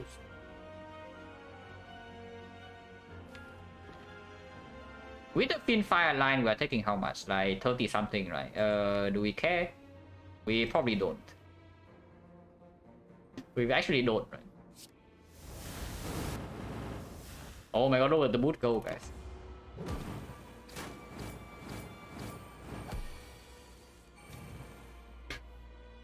Let's try again on turn 3, and we still have not drawn into our energy yet. Limit break is also at the best spot, fortunately. Yes, here, I guess it's okay. Can play limit break immediately, don't think I want to yet. Can I exhume Finfire and kill this right now? So if I do bash into exhume, I have this is only 8 damage, so it's 12 only. 1, 2, 3, 4, 5, 6, 7. Not enough. We need to draw a pot to actually kill it this turn. Hello, choose. And yeah, this here is very cool. I mean, we can also just take this hit to our face, right? It's not like we are dying or anything. And then we have one Reaper, we have full HP. Yeah, just take this hit to our face, right? Oh. That's slightly problematic. We can redraw into the Reaper, I guess.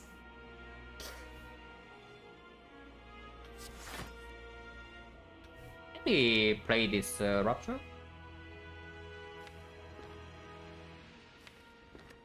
Yeah, I guess we do let the mid and the bone flash a little bit again. This block for 9 here, it blocks for 12, we turn around, but then we need to turn back, and then we lose a little bit. I guess we can exhume the Dark Shackles. Exhuming Dark Shackle is a pretty strong line, actually. Do that. We only need one limit break, we don't need two. And yeah, sure, can go.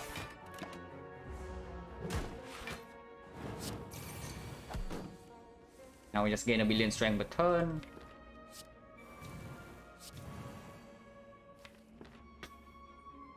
These burns would draw to the offering, we probably don't actually care. But drawing into offering right now is okay too. Don't get to feed twice if I do that. I probably don't care about feeding twice, I just want to get out of here with full HP.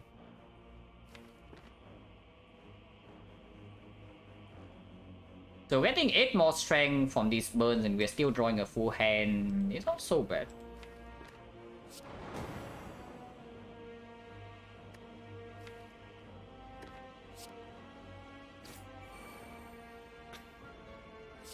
Need to make sure that this thing dies next turn though. So maybe here 1 is fine. Actually, no, we don't even lose HP. Then that's perfect. That's perfect. The fan.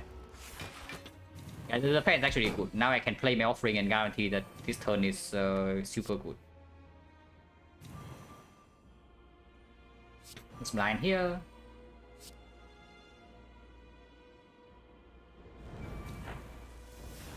Okay, Reaper is here is perfect. So we probably get full HP and also get the double feed. No, cannot. Reaper kills this. Yeah, Reaper kills this, unfortunately. So we need the Reaper to actually full heal from this alone. We have plenty of energy though, maybe we can do it. Reaper is healing 45, that's not quite enough. Whatever, single feed is fine. Single feed is fine, guys. Yeah, I think single feed is fine. We have full HP. Yeah, cringe, so we skip. Still technique for disarm. Yeah, that's very good. Oh, I mean we can do that again, but we can draw 2 cards first. Because if we land on the Rachel, maybe I would like to do that.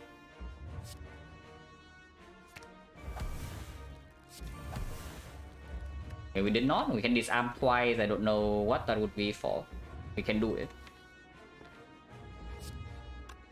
And still do this. Okay, not quite. So now it's power through and then dual wield the brutality, yeah. Do a rupture? Yeah, no need to do that, we have 2 copies.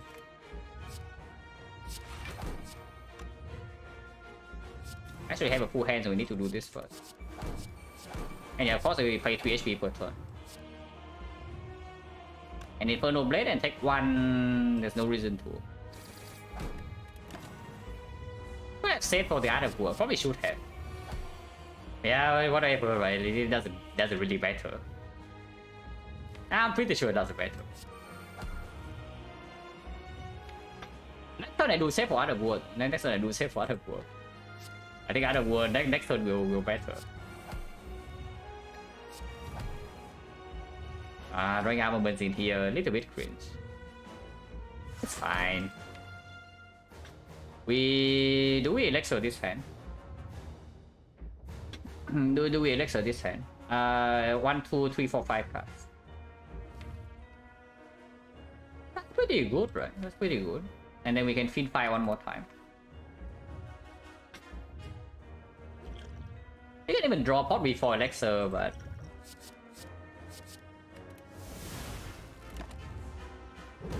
how long elixir been here? Middle of Act 2. It's like before the automaton fight. And we can just take this full hit to our face, it doesn't actually matter.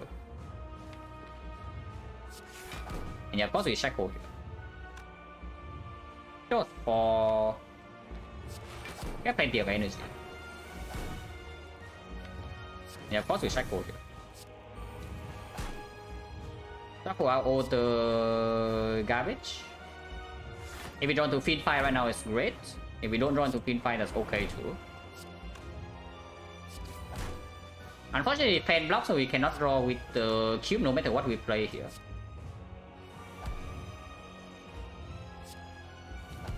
I mean, fight will be over anyway, so like, who cares?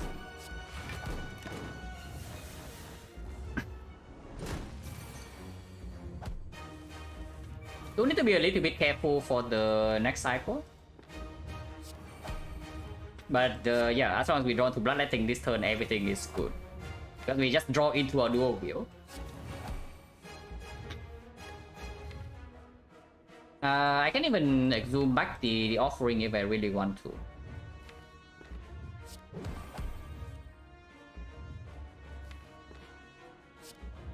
Need to be careful though, if I play this I cannot heal.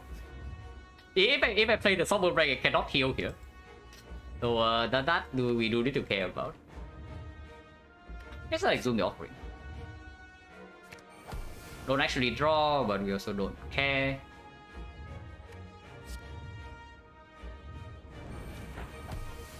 Okay, dual wheel is here, so I can dual with the Reaper. One of them goes down the drain. I don't care either. Heal again. Infire can happen at any point in time. So we just max out.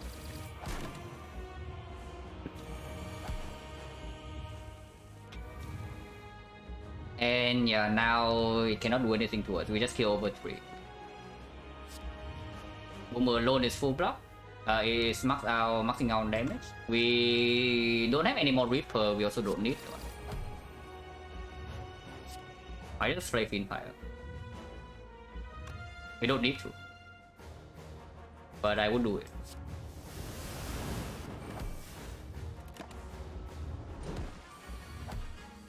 $60? Yeah, 60 only, no problem. We can even burn like a billion HP here and we still don't care. Okay, not literally a billion, but you know what I mean. And then we always draw a full hand here, and whatever attack we play, it kills. We have not even used this potion yet. Yeah, Middle of the Bone. Play for the first time this run, so good for it. It was cool. This one was cool. I like it. With any run where I'm forced into some unconventional decisions, that one I always like.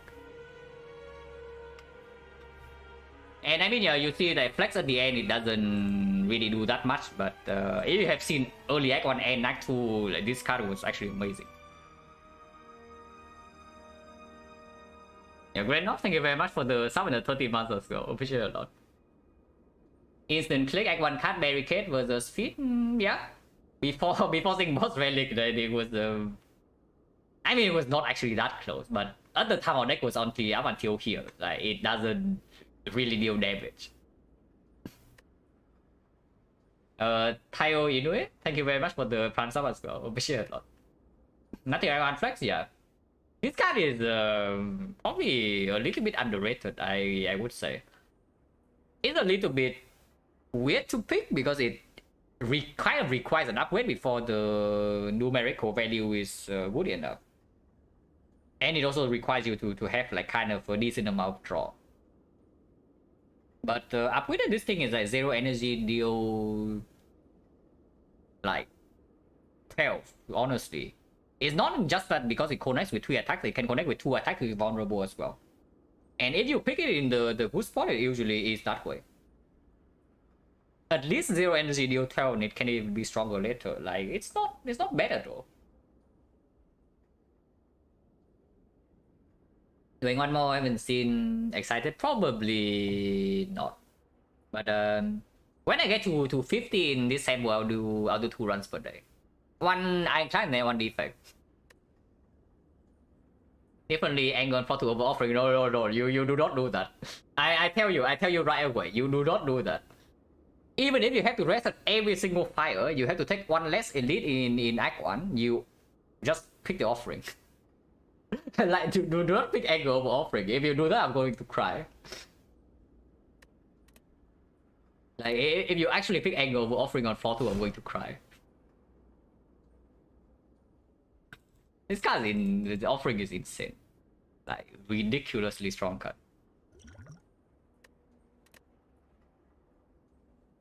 Like, the more I play Ironclad, the more I feel like corruption is not actually the strongest rare. Honestly, I like offering more than corruption, to be honest, at this point.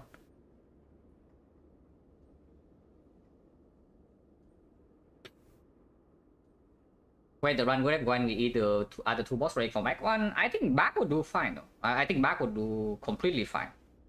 What's the other one? It was Black Blood. Black Blood is a little bit weird. Just straight up a worst cube. Like, basically, that is what it is. It's just a worst cube.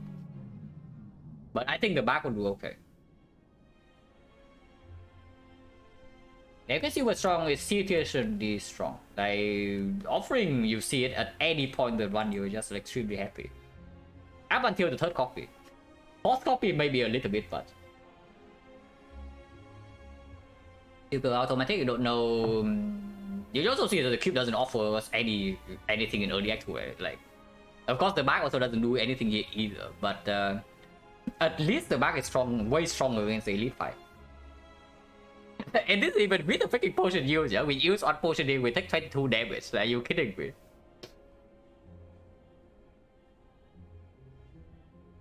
But we saw good stuff. We saw very good stuff. Like, 2-box Dash Echo was really strong. This fight went extremely well. Yeah, thanks to Flex yet again. And then after Strike Dummy, we are in shape basically. After Strike Dummy, we have enough damage that this fight actually do not harm us.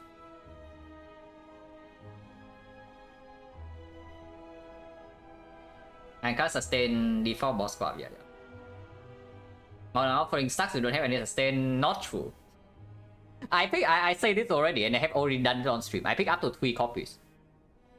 Like, no sustain whatever. I pick 3 offerings and I rest once per act. Like, yeah, and then you have 3 offerings in your deck in act 4. Like, is that bad or what? You get a -2 upgrades in total, not even always.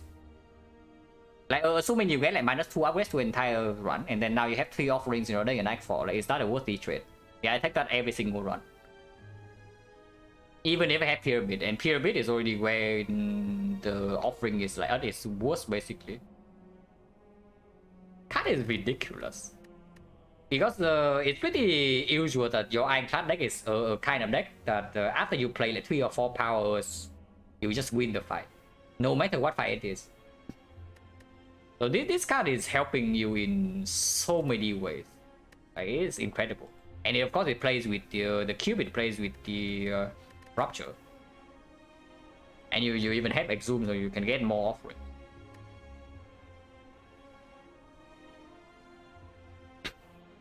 That's the way to think about fusion hammers is good, so why isn't offering good if it's boss friendly? Yeah. Honestly, it's true. It's like almost the same. But the offering is actually just better, because if you... Not necessarily better, but the quote-unquote downside is easier to mitigate.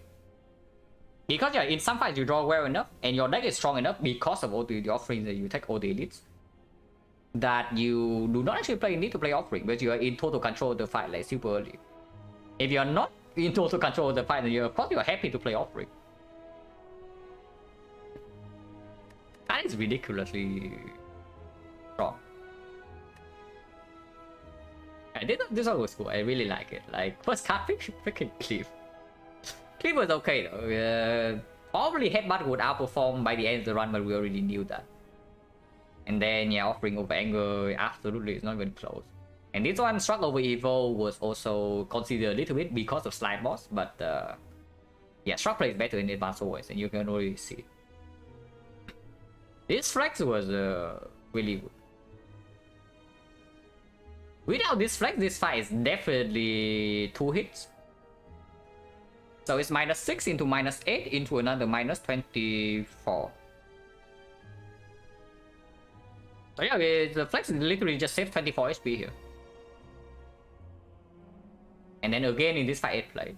And again in Slime Boss it was insanely good.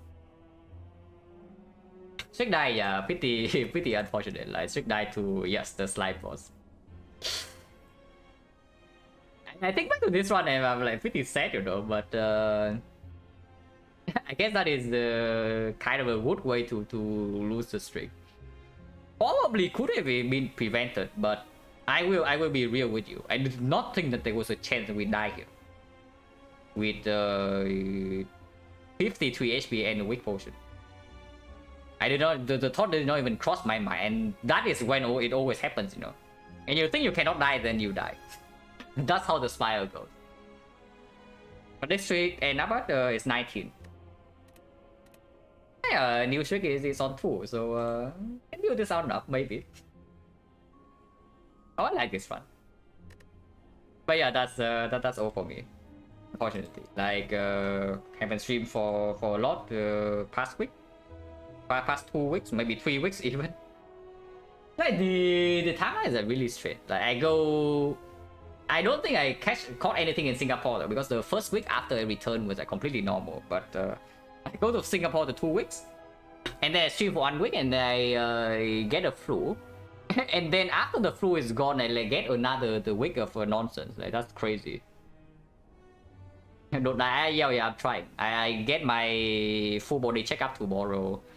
Probably need to do one more time. Like tomorrow, I'm going to get like some blood tests, some maybe urine tests and X-ray, like the general stuff. But probably I need to do another one to look into the like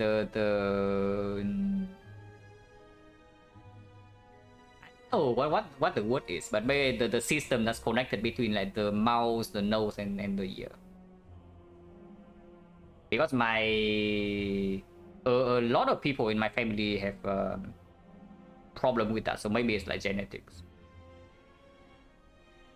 Enough, yeah, that looks familiar. Maybe it's correct. Maybe that's the word. Yeah, a lot of my relatives like also have trouble with those things, so maybe it's in genetics.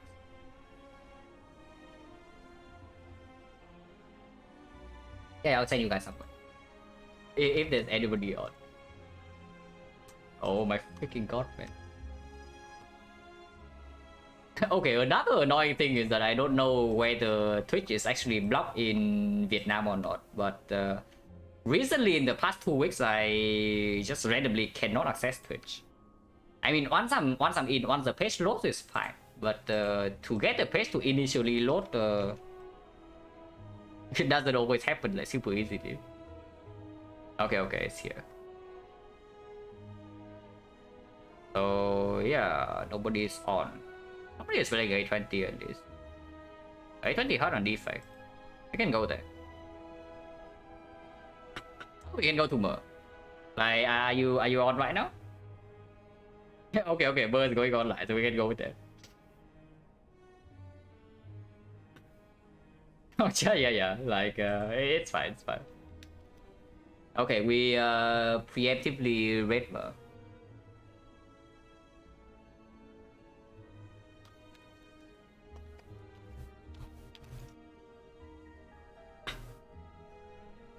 Okay.